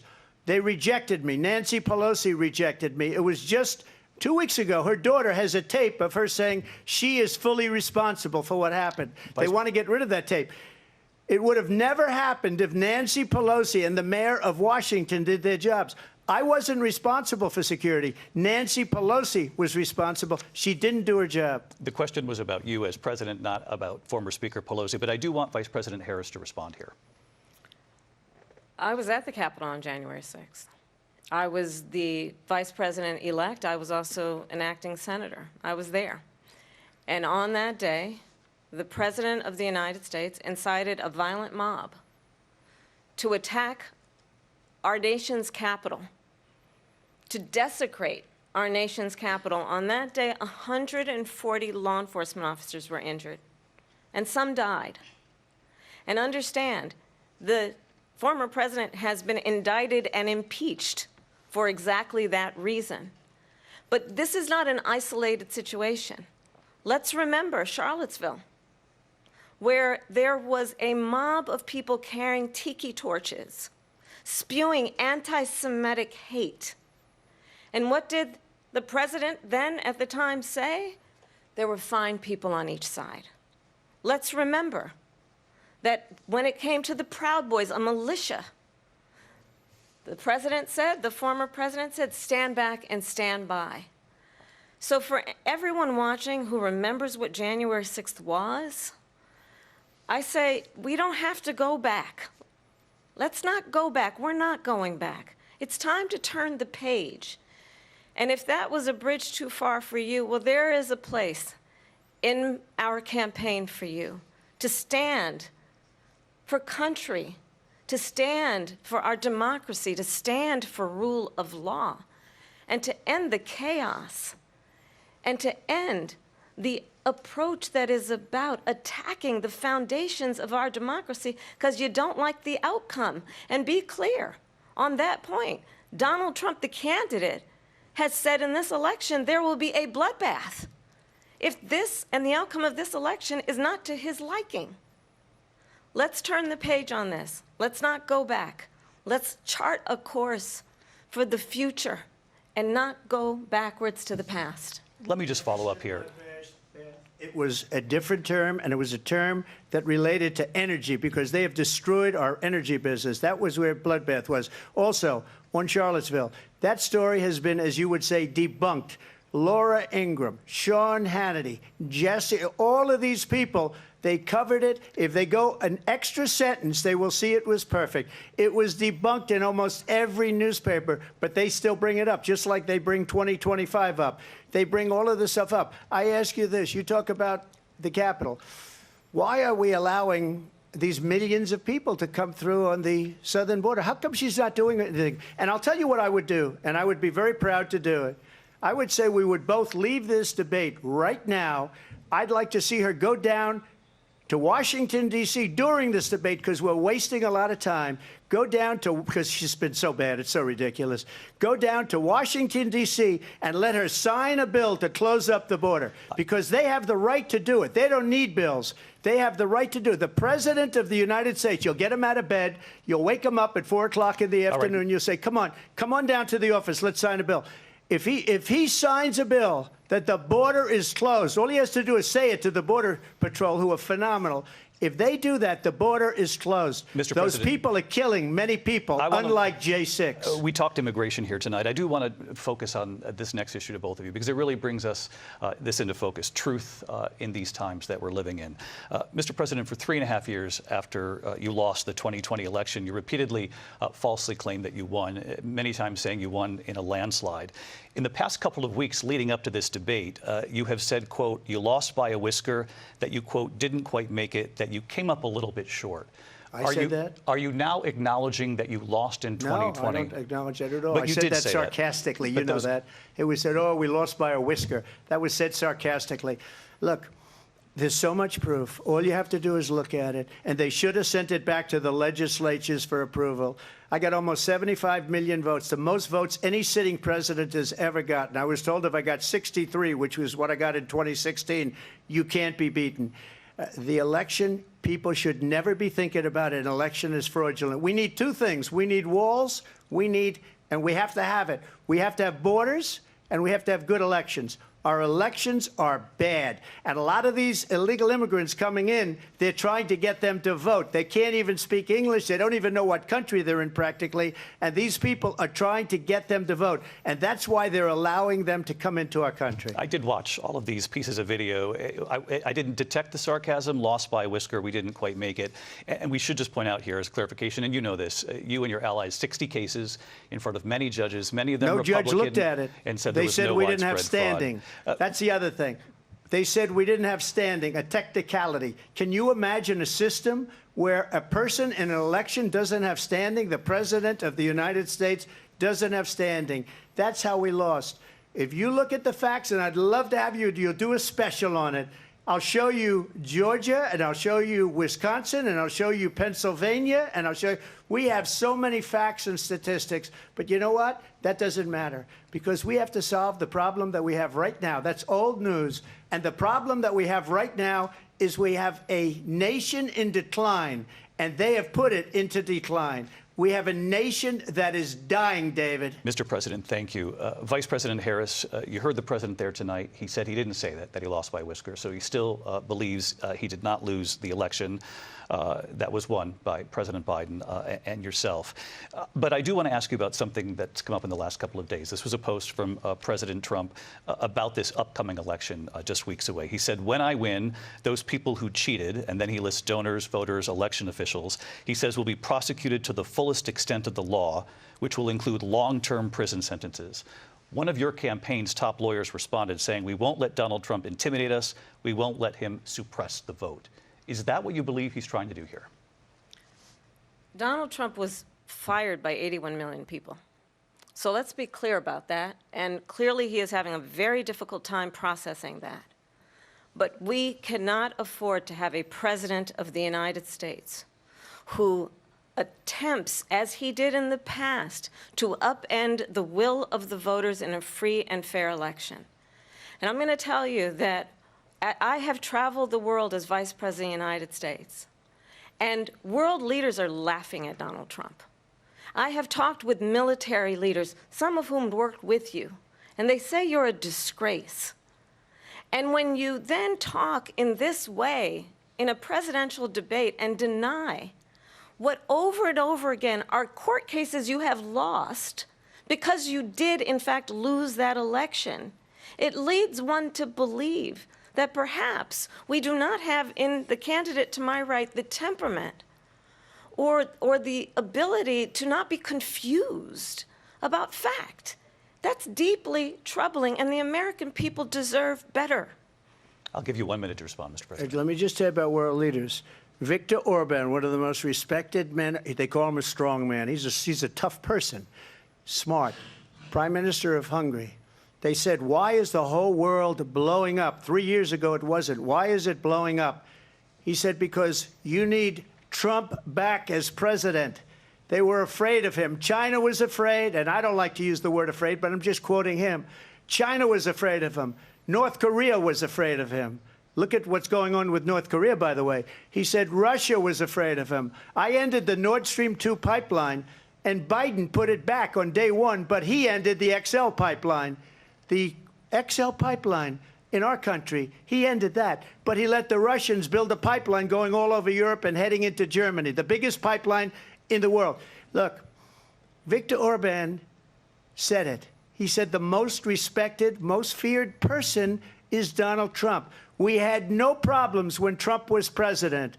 But when this weak, pathetic man that you saw at a debate just a few months ago, that if he weren't in that debate, he'd be running instead of her. She got no votes. He got 14 million votes. What you did, you talk about a threat to democracy.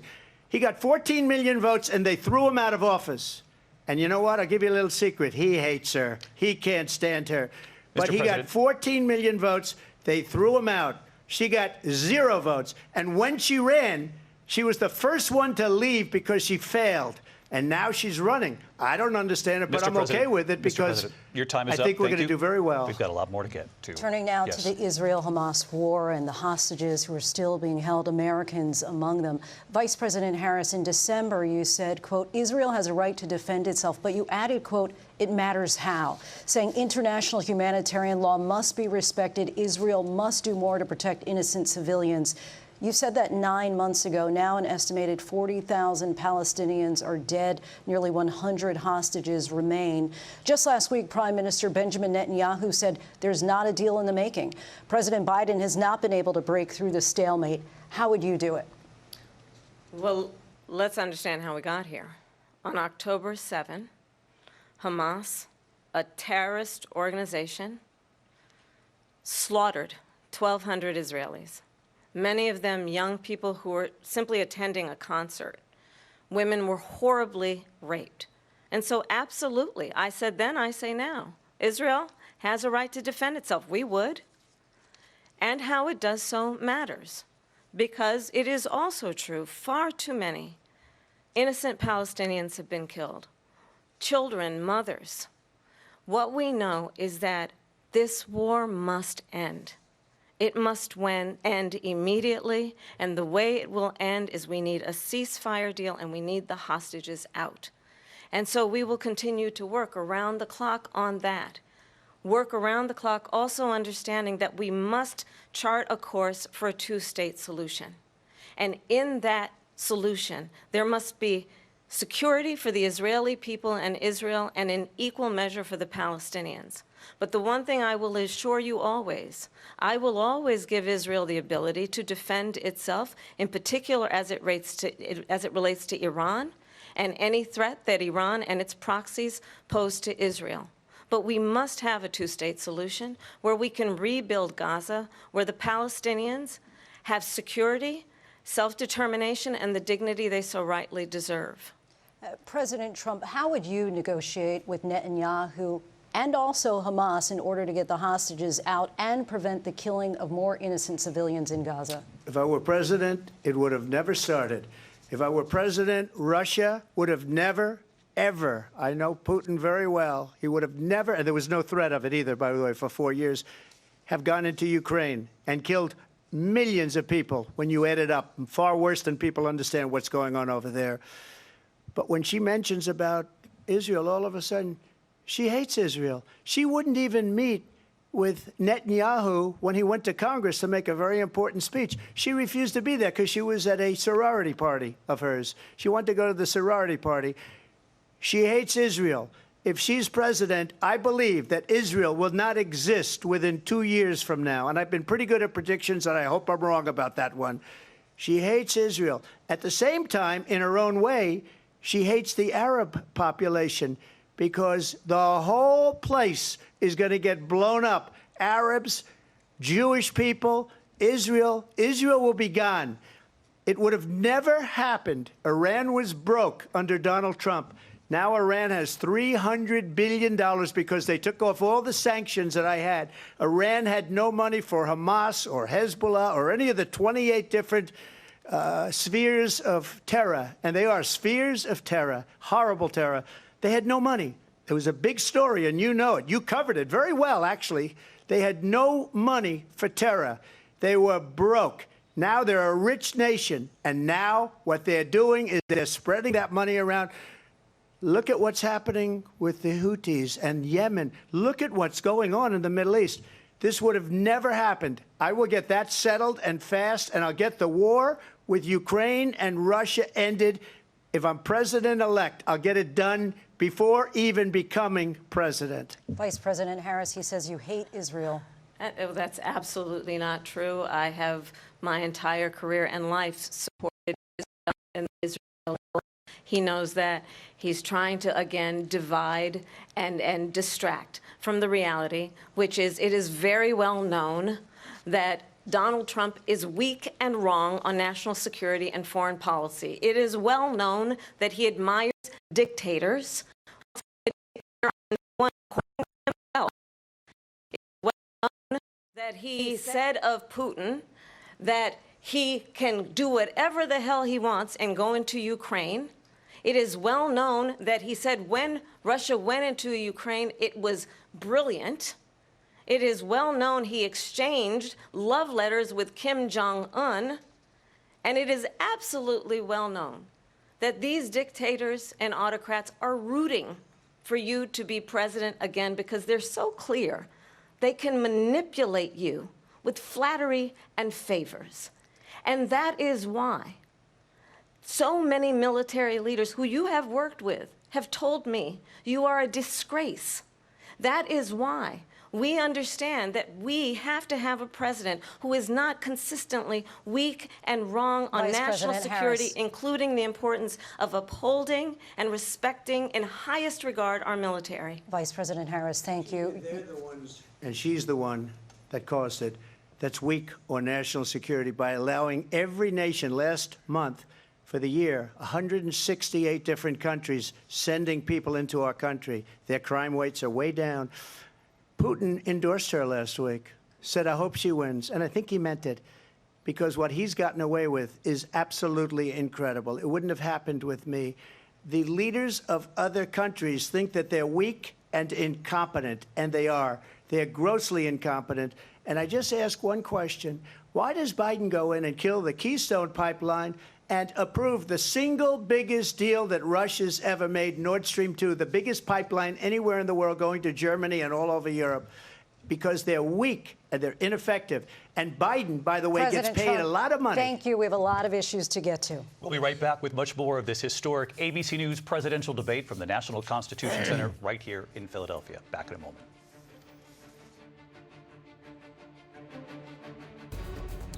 Now, they are taking a well-deserved ad break in America now, so we can all pause and take a deep breath after what has been a riveting, lively, passionate debate so far. We've seen Donald Trump and Kamala Harris lock horns on the key issues, and we will see more from them very soon. But can either candidate land the decisive blow that will help them win this election? We'll take a break now too, and be back with the rest of the ABC presidential debate simulcast in just a few minutes. Do not go to bed.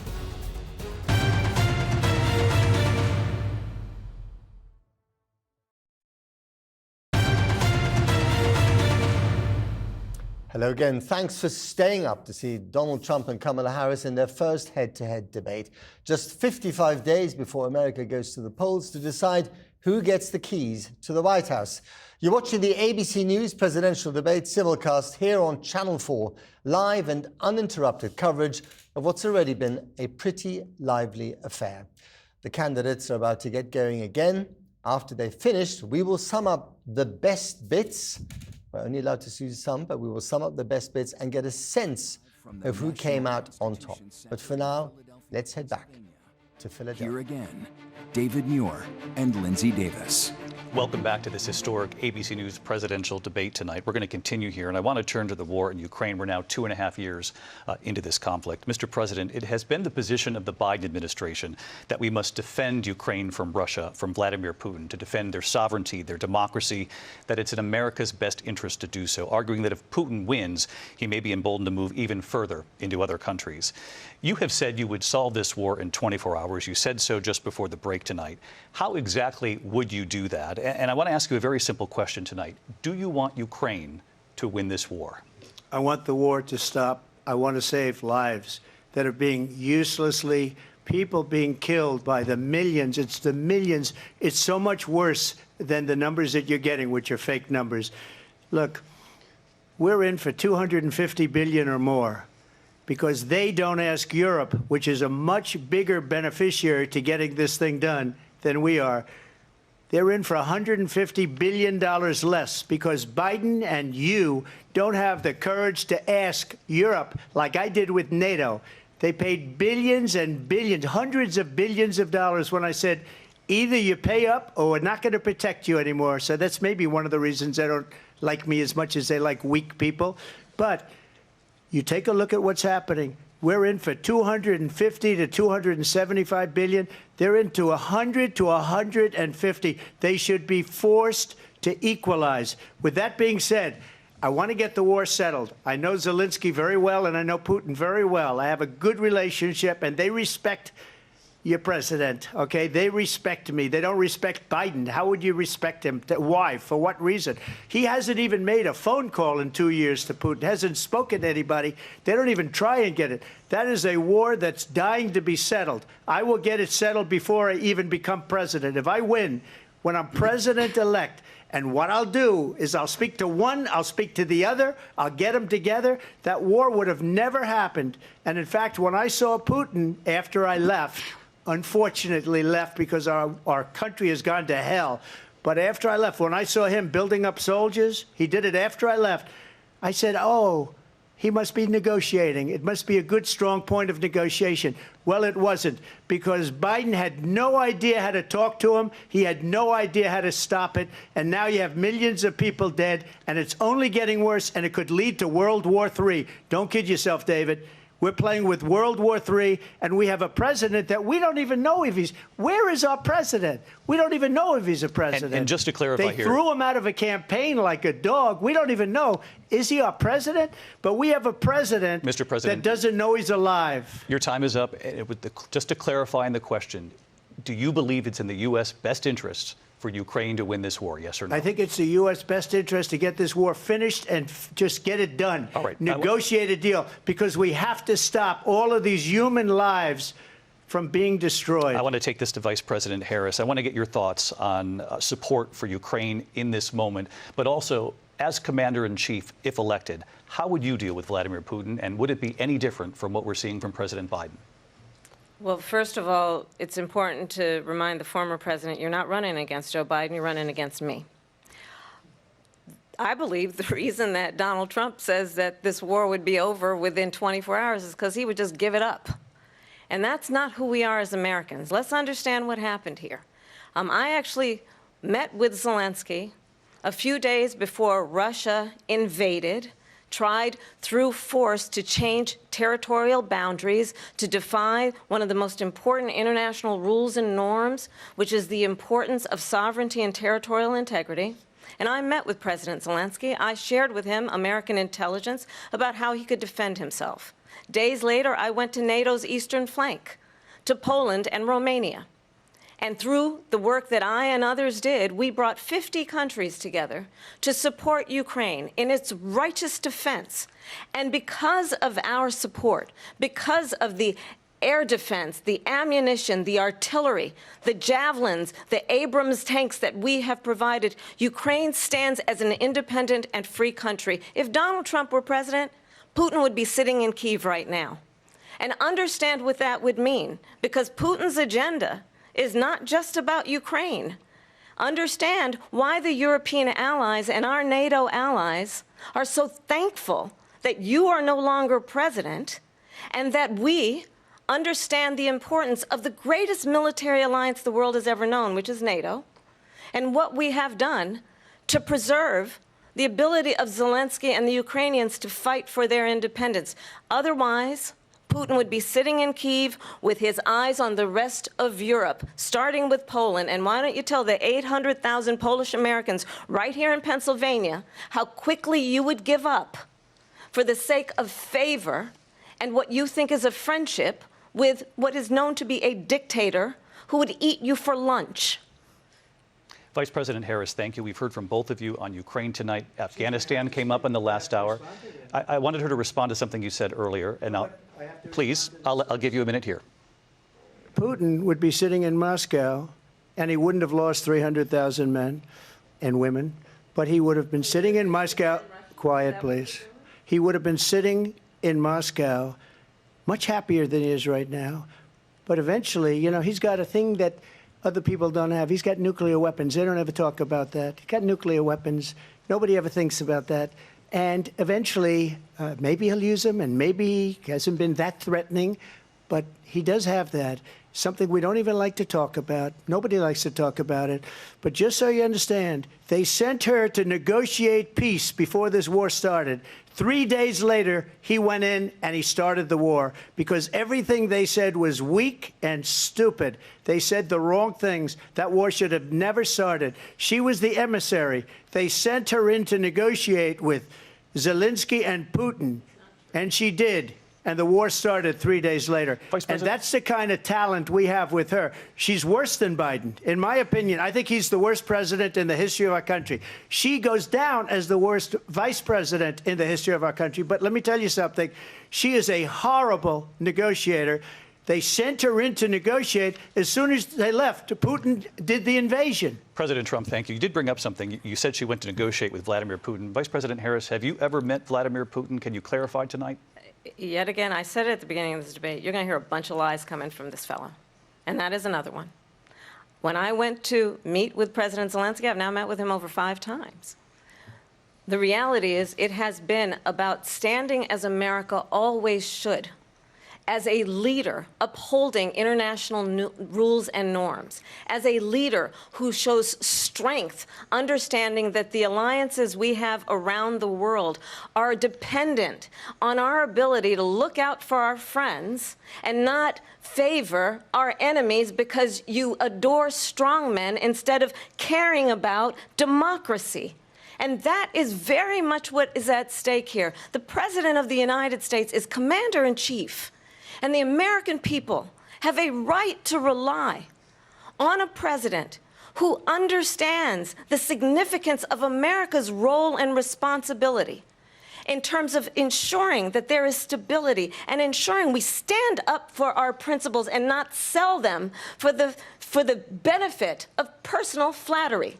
We've talked about Ukraine and Vladimir Putin. I do want to talk about Afghanistan. It came up in the first hour of this debate. I want to move on to Afghanistan. Stoltenberg said Trump did the most amazing thing I've ever seen. He got these countries, the 28 countries at the time, to pay up. He said, I've never seen. He's the head of NATO. He said, I've never seen. For years, we were paying almost all of NATO. We were being ripped off by European nations, both on trade and on NATO. I got them to pay up by saying one of the statements you made before, if you don't pay, we're not going to protect you. President Otherwise, Trump. we would have never gotten it. He said it was one of the most incredible jobs that he's ever seen done. Thank you. I want to turn to Afghanistan. It came up in the first hour of the debate, and we witnessed a poignant moment today on Capitol Hill, honoring the soldiers who died in the chaotic withdrawal from Afghanistan. I do want to ask the Vice President, do you believe you bear any responsibility in the way that withdrawal played out? Well, I will tell you, I agreed with President Biden's decision to pull out of Afghanistan. 4 presidents said they would, and Joe Biden did. And as a result, America's taxpayers are not paying the $300 million a day we were paying for that endless war. And as of today, there is not one member of the United States military who is in active duty in a combat zone in any war zone around the world, the first time this century. But let's understand how we got to where we are. Donald Trump, when he was president, negotiated one of the weakest deals you can imagine. He calls himself a deal maker. Even his national security advisor said it was a weak, terrible deal. And here's how it went down. He bypassed the Afghan government.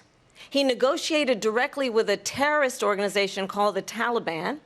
The negotiation involved the Taliban getting 5,000 Taliban terrorists released. And get this, and the president at the time invited the Taliban to Camp David, a place of storied significance for us as Americans, a place where we honor the importance of American diplomacy, where we invite and receive respected world leaders.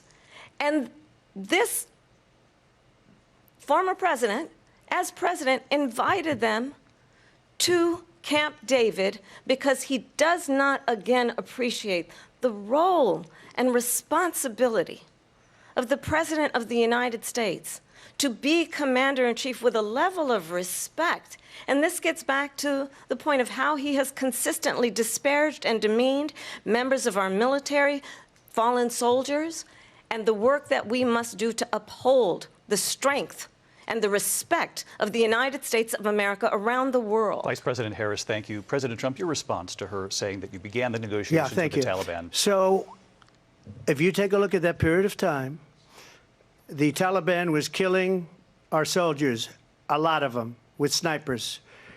And I got involved with the Taliban because the Taliban was doing the killing. That's the fighting force within Afghanistan. They don't bother doing that because, you know, they deal with the wrong people all the time. But I got involved.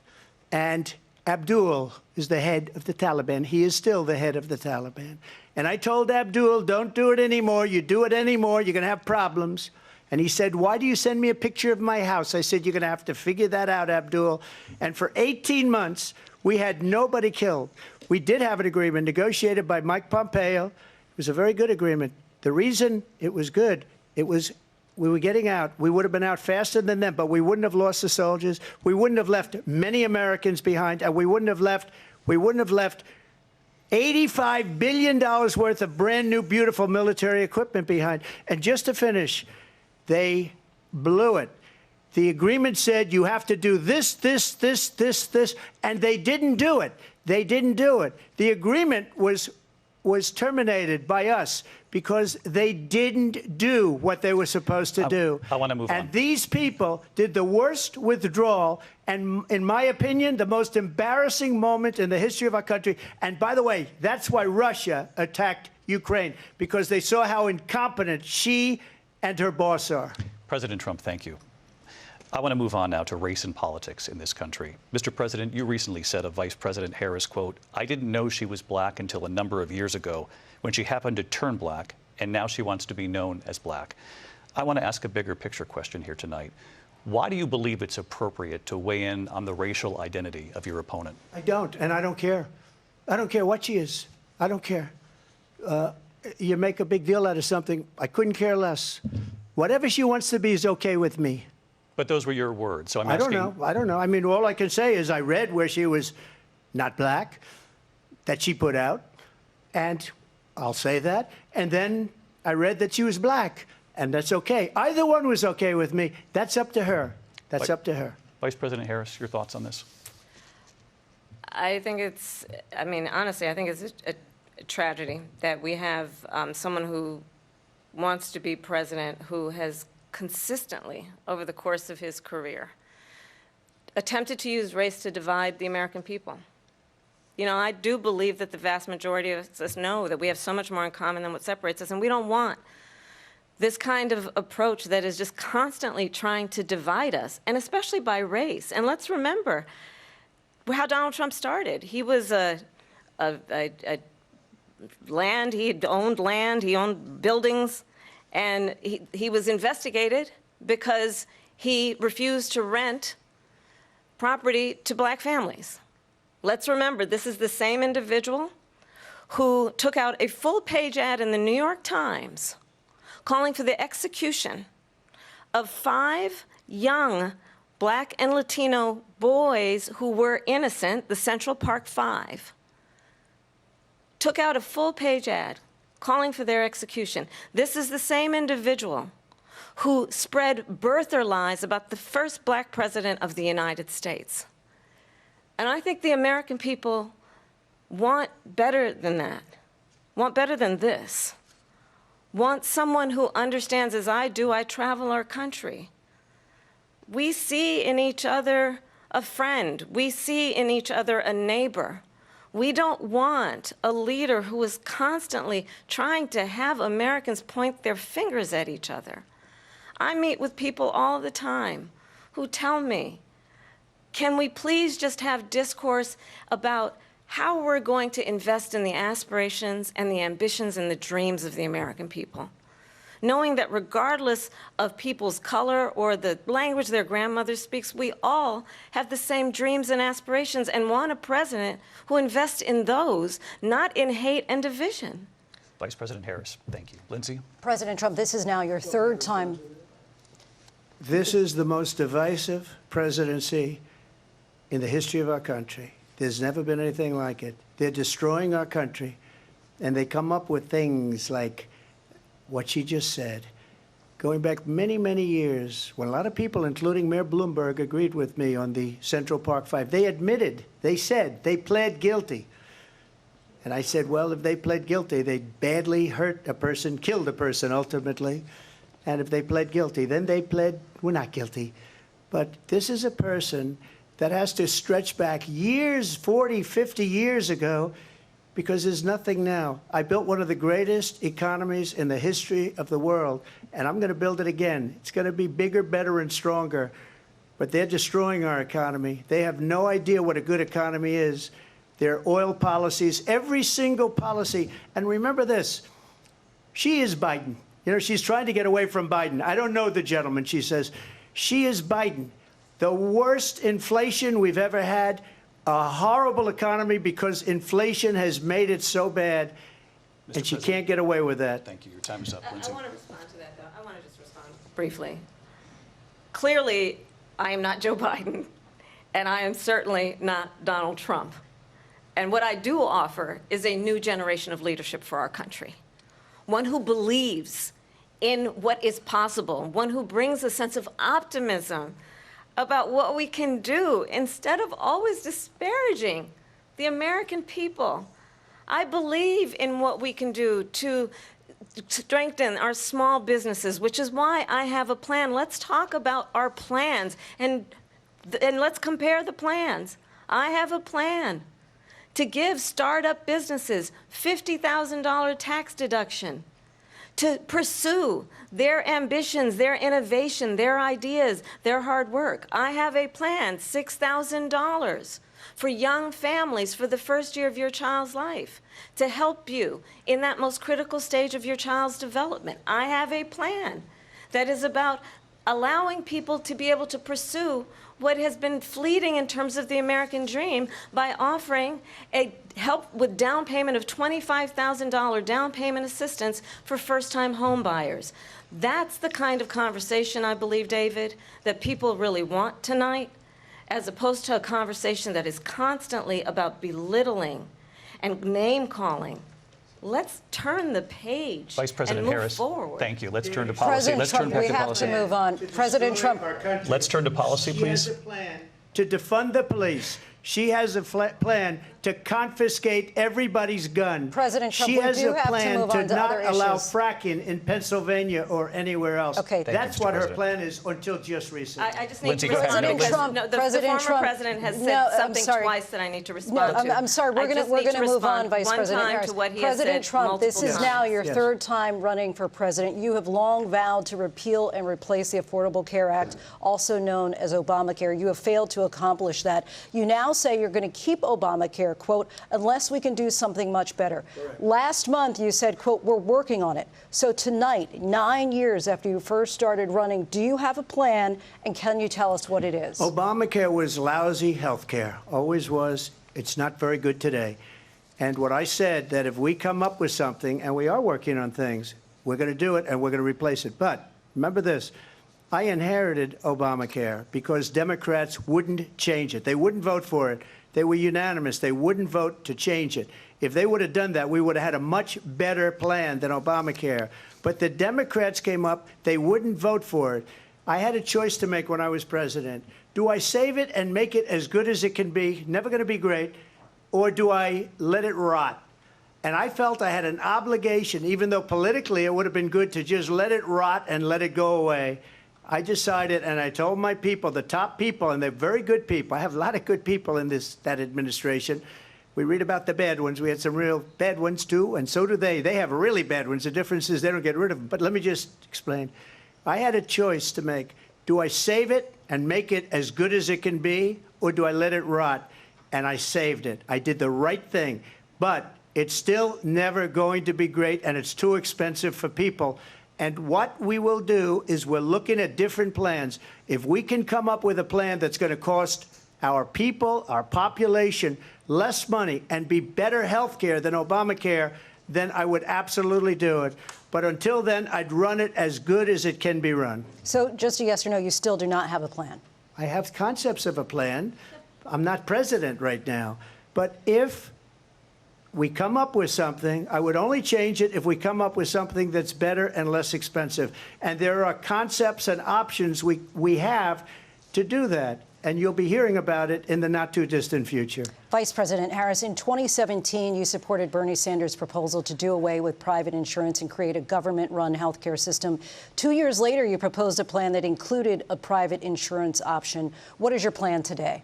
Well, first of all, I absolutely support, and over the last 4 years as vice president, private health care options. But what we need to do is maintain and grow the Affordable Care Act. But I'll get to that, Lindsay. I just need to respond to a previous point that the former president has made. I've made very clear my position on fracking.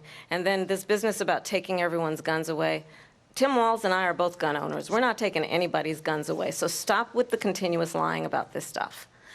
As it relates to the Affordable Care Act, understand, just look at the history to know where people stand. When Donald Trump was president, 60 times he tried to get rid of the Affordable Care Act. 60 times. I was a senator at the time when I will never forget the early morning hours when it was up for a vote in the United States Senate. And the late, great John McCain, who you have disparaged as being, you don't like him, you said, at the time because he got caught. He was an American hero. The late, great John McCain, I will never forget that night, walked onto the Senate floor and said, no, you don't. No, you don't. No, you don't get rid of the Affordable Care Act. You have no plan. And what the Affordable Care Act has done is eliminate the ability of insurance companies to deny people with pre-existing conditions. I don't have to tell the people watching tonight, you remember what that was like? Remember when an insurance company could deny if a child had asthma, if someone was a breast cancer survivor, if a grandparent had diabetes? And thankfully, as I've been vice president and we, over the last 4 years, have strengthened the Affordable Care Act, we have allowed for the first time Medicare to negotiate drug prices on behalf of you, the American people. Donald Trump said he was going to allow Medicare to negotiate drug prices. He never did. We did. And now we have capped the cost of insulin at $35 a month. Since I've been vice president, we have capped the cost of prescription medication for seniors at $2,000 a year. And when I am president, we will do that for all people, understanding that the value I bring to this is that access to health care should be a right and not just a privilege of those who can afford it. And the plan has to be to strengthen the Affordable Care Act, not get rid of it. Vice President Harris, in terms of where Donald Trump stands on that. I want to move to an issue that's important for a lot of... She made a mistake. Number one, John McCain fought Obamacare for 10 years. But it wasn't only him. It were all of the Democrats that kept it going. And you know what? We can do much better than Obamacare, much less money. But she won't improve private insurance for people, private medical insurance. That's another thing she doesn't want to get. People are paying privately for insurance that have worked hard and made money, and they want to have private. She wants everybody to be on government insurance where you wait 6 months for an operation that you need immediately. President Trump, thank you. We have another issue that we'd like to get to that's important for a number of Americans, in particular younger voters, and that's climate change. President Trump, with regard to the environment, you say that we have to have clean air and clean water. Vice President Harris, you call climate change an existential threat. The question to you both tonight is, what would you do to fight climate change? And Vice President Harris, we'll start with you. 1 minute for you each. Well, the former president had said that climate change is a hoax. And what we know is that it is very real. You ask anyone who lives in a state who has experienced these extreme weather occurrences, who now is either being denied home insurance or it's being jacked up. You ask anybody who has been the victim of what that means in terms of losing their home, having nowhere to go. We know that we can actually deal with this issue. The young people of America care deeply about this issue. And I am proud that as vice president over the last 4 years, we have invested $1 trillion in a clean energy economy, while we have also increased domestic gas production to historic levels. We have created over 800,000 new manufacturing jobs while I have been vice president. We have invested in clean energy to the point that we are opening up factories around the world. Donald Trump said he was going to create manufacturing jobs. He lost manufacturing jobs. And I'm also proud to have the endorsement of the United Auto Workers and Sean Fain, who also know that part of building a clean energy economy includes investing in American-made products, American automobiles. It includes growing what we can do around American manufacturing and opening up auto plants, not closing them like happened under Donald Trump. Vice President Harris, thank you. It didn't happen under Donald Trump. Let me just tell you, they lost 10,000 manufacturing jobs this last month. It's going, they're all leaving. They're building big auto plants in Mexico, in many cases owned by China. They're building these massive plants, and they think they're going to sell their cars into the United States because of these people. What they have given to China is unbelievable. But we're not going to let that. We'll put tariffs on those cars so they can't come into our country, because they will kill the United Auto Workers and any auto worker, whether it's in Detroit or South Carolina or any other place. What they've done to business and manufacturing in this country is horrible. We have nothing because they refuse. You know, Biden doesn't go after people because supposedly China paid him millions of dollars. He's afraid to do it. Between him and his son, they get all this money from Ukraine. They get all this money from all of these different countries. And then you wonder, why is he so loyal to this one, that one, Ukraine, China? Why is he? Why did he get $3.5 million from the mayor of Moscow's wife? Why did she pay him $3.5 million? This is a crooked administration, and they're selling our country down the tubes. President Trump, thank you. Thank you. We'll be right back with closing statements from both of our candidates. An historic night, this ABC News presidential debate from Philadelphia. Back in a moment. Well, it was supposed to be a 90-minute debate. It has overrun. It has been pretty exhausting. And as it reaches its climax, they're taking another outbreak in America. It gives both candidates a few minutes to compose themselves and get ready for their closing statements and what could be the biggest 2 minutes of their political lives. Tens of millions watching in the States tonight. Hard to overstate just how important this is. We'll take a break now too, but do stay up. We'll be back with the rest of the ABC presidential debate simulcast very shortly, and we'll see Kamala Harris and then Donald Trump make their final pitches for the presidency.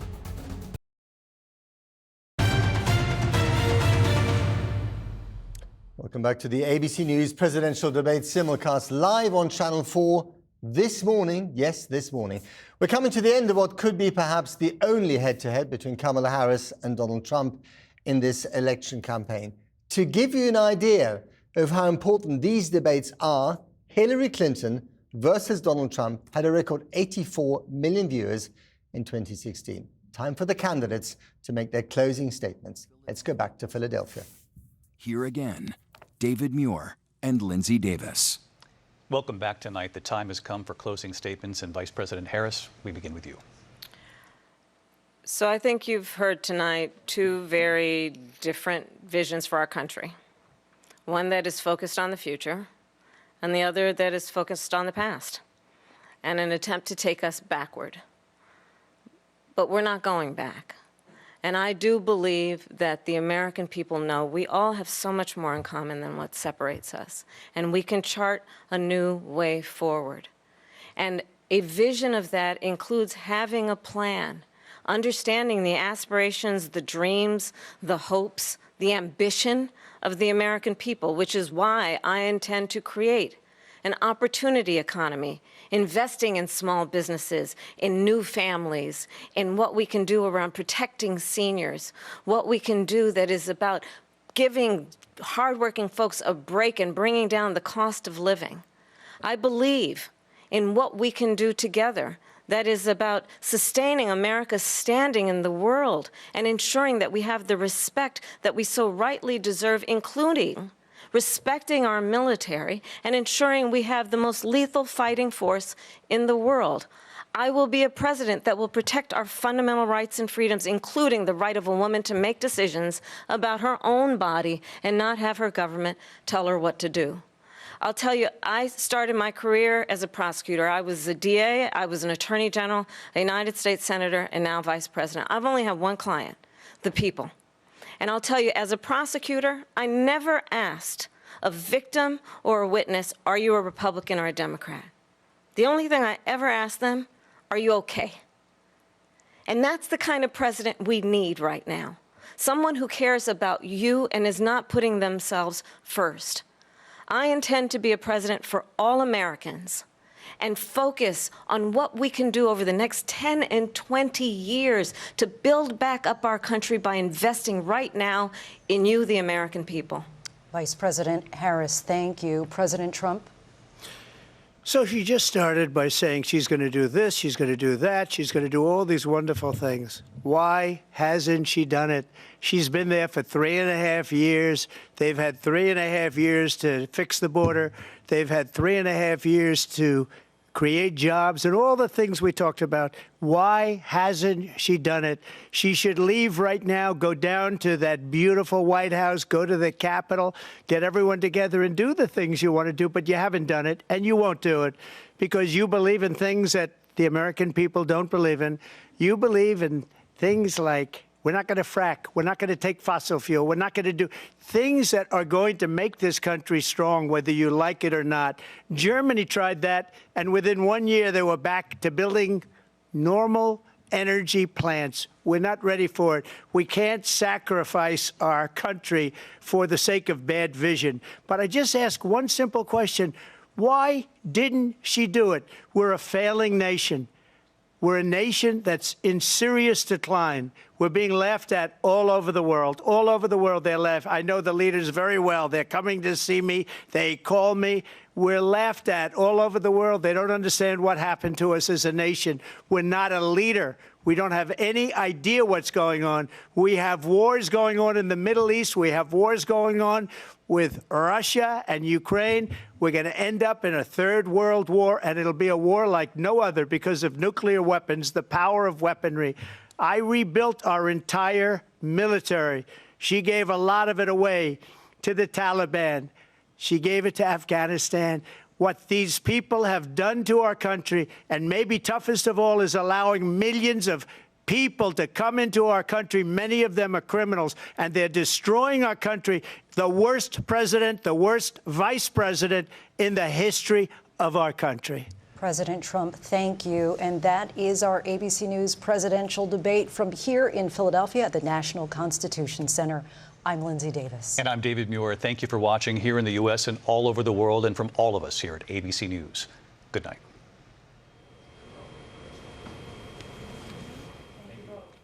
You're watching Channel 4. I'm Matt Fry. Donald Trump and Kamala Harris have gone head-to-head for the first time in the battle to be the next U.S. president. They took part in the ABC News presidential debate, an absolutely key moment in the fight to win the hearts, minds, and, of course, votes of the American public. The candidates came on and had a brief, rather awkward handshake and then wasted no time in launching attack after attack after attack on each other. It's wonderful. Kristen Wolfe, the chair of Democrats Abroad UK, and Errol Moore, coach from Republicans Overseas UK, have been watching it with me. Thank you very much for your stamina. It was quite something, wasn't it? I feel exhausted. Yes, likewise. Not because it's the middle of the night, just because the way they were going at each other. So, who won the debate? First, you. Absolutely. Kamala Harris won that debate hands down. She was presidential. She spoke to the American people, not to a base. She spoke to everyone. She was heavy on policy. He was heavy on the lies and the insults. Okay, what about you, Errol? I think the debate was calmly in Trump's favor. As you said, the bases on both sides are decided. Donald Trump spoke to the forgotten men and women of America who don't have a voice, who really feel these pressures, whether it be inflation, whether it be the influx of illegal immigrants into their country. And he touched those important topics, which maybe some people in political sophistication might think are minor. But to the American people, it was a big deal, and they heard him speak it. It sounded at times as if he was giving one of his stump campaign speeches. Do you think he reached those all-important undecided voters? I do think he did, because that's how he's always spoken. Donald Trump doesn't come into your town and say, hey, I'm one of you. I understand your pain. I'm like you. He's a billionaire. He was raised in a wealthy family. He comes into a room and he's a commanding presence. He doesn't short-circuit himself. He doesn't pretend to be somebody he's not. And the people in America love that, and that's why they vote for him. Okay. Let's just listen to some of the exchanges here. One of the most heated exchanges focused on abortion. Let's take a look. The government, and Donald Trump certainly, should not be telling a woman what to do with her body. I have talked with women around our country. You want to talk about this is what people wanted?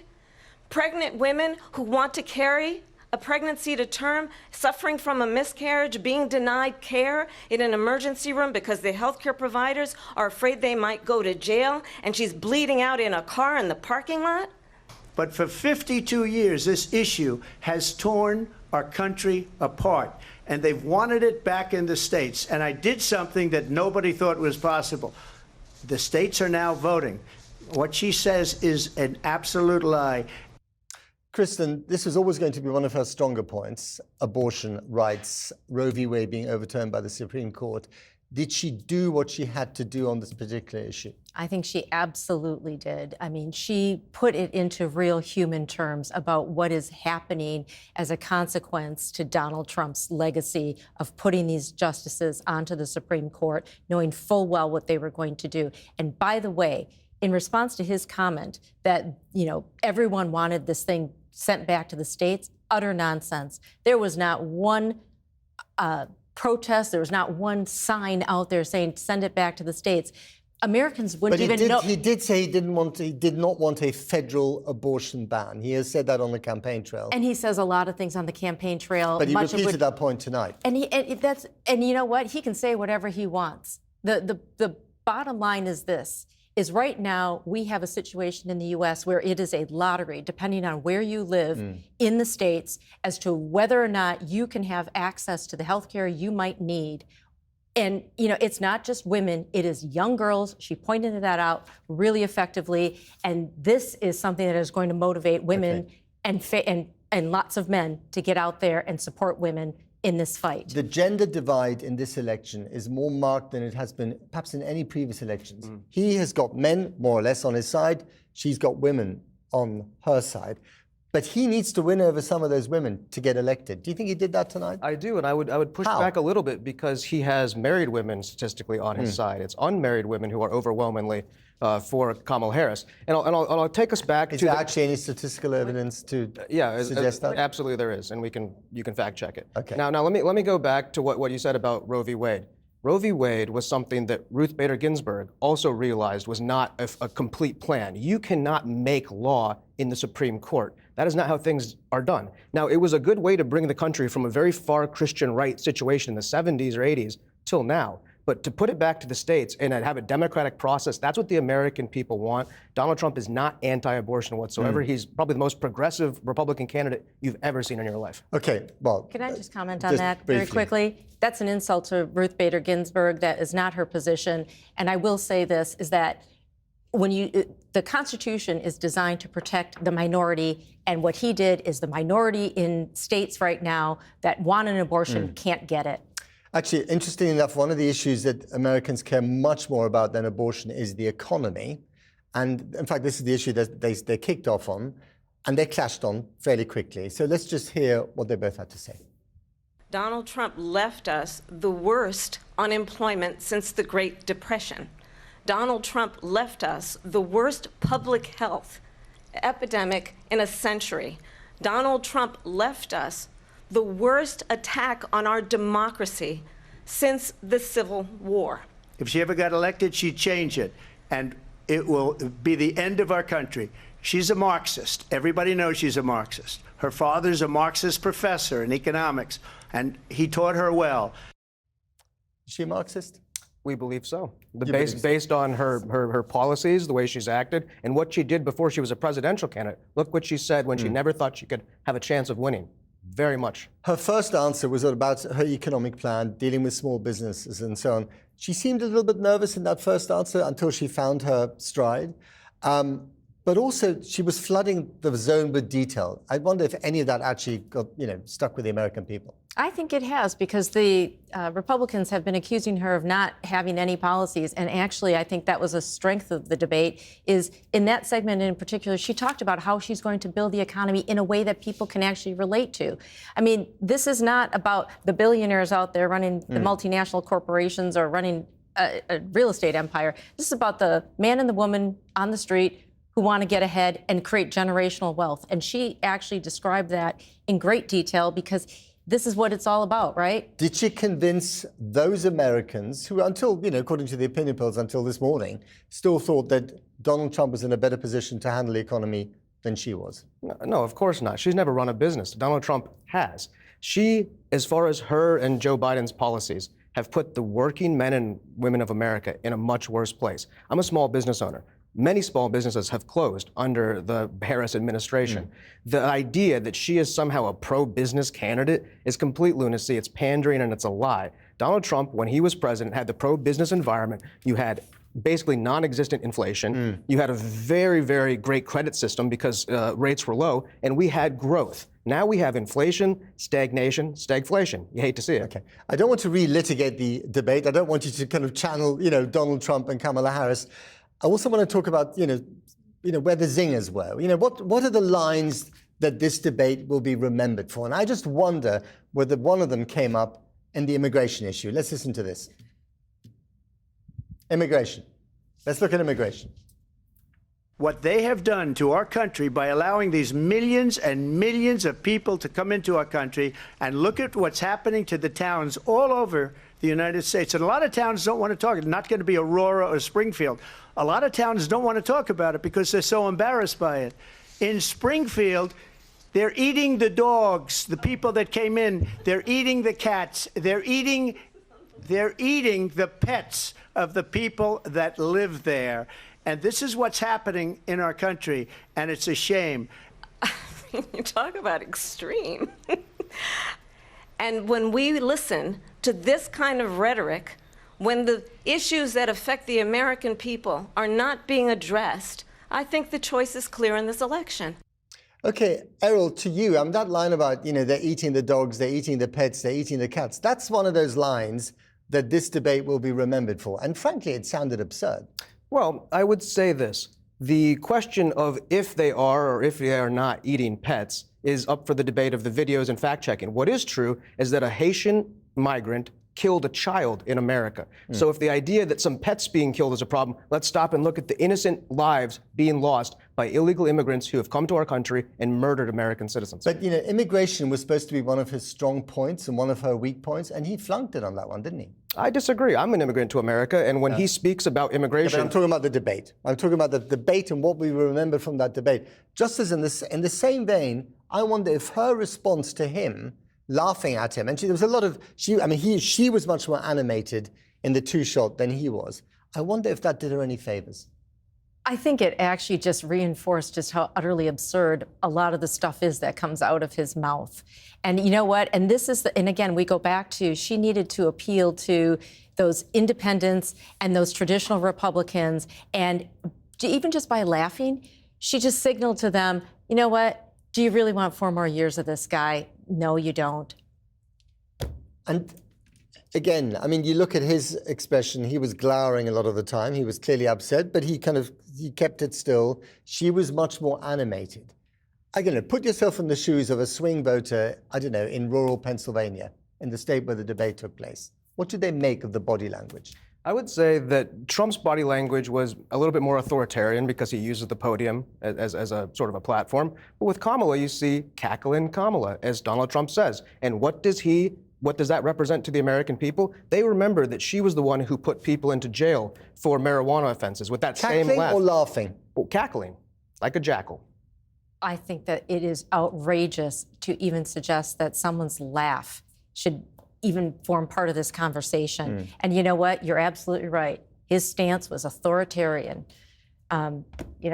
Authoritative, yes. No, you didn't say authoritative. I didn't hear that. So you're insulted. You're insulted by the term cackling. I am so insulted by it. I mean, they would never say that to a man. They're doing it, again, it's part of the playbook. It's part of the insults. And you know what?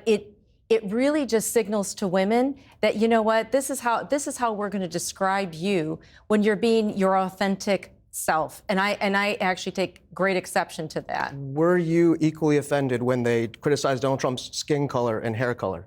Did you stop your party from using those kind of insults? Well, I don't know if my party has ever used those. Let's stick to the debate terms. Semantics. But I just wonder also whether Donald Trump, lost his temper too soon and too much, and she got under his skin, which is always going to be one of her tactics, especially when she questioned the size of his, crowds, which absolutely worked, didn't it?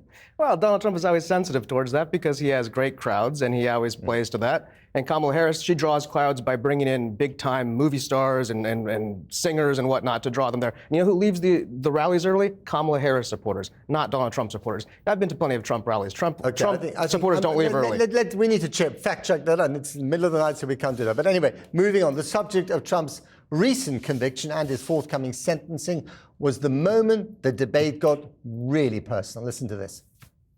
Coming from someone who has been prosecuted for national security crimes, economic crimes, election interference, has been found liable for sexual assault, and his next big court appearance is in November at his own criminal sentencing. Excuse me. Every one of those cases was started by them against their political opponent, and I'm winning most of them, and I will win the rest on appeal. They used it to try and win an election. They're fake cases. The fact is that there are many, many millions of Americans who agree with him on that. They believe that the law has been weaponized against him. And there are also many, many millions of Americans who want to see justice served for the conduct that he has done in the course of the last 8 years. And I mean, this is one where it is long overdue. He has now got a Supreme Court in place that just gave him immunity for certain official acts. And you know what? When this is all said and done, I think there's a lot of Americans who are just waiting for the justice system to play out. How alarming is it for America and indeed for the rest of the world when you guys can't agree on who's won or lost an election and you can't agree on the rule of law and a conviction in a court of law against the former president? It points to two things. It points to the lack of satisfaction we have in our voting system, whether it be the electronic voting machines. You wouldn't have been dissatisfied if you'd won the last election.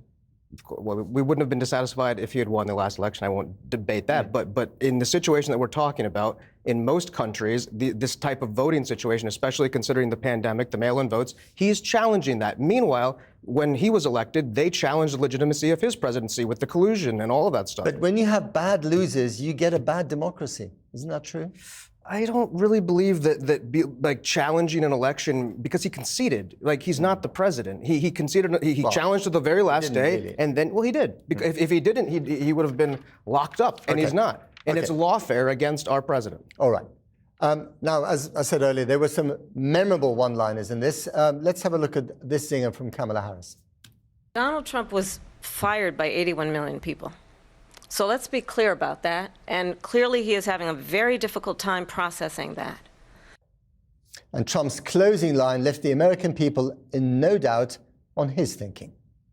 What these people have done to our country, and maybe toughest of all, is allowing millions of people to come into our country. Many of them are criminals, and they're destroying our country.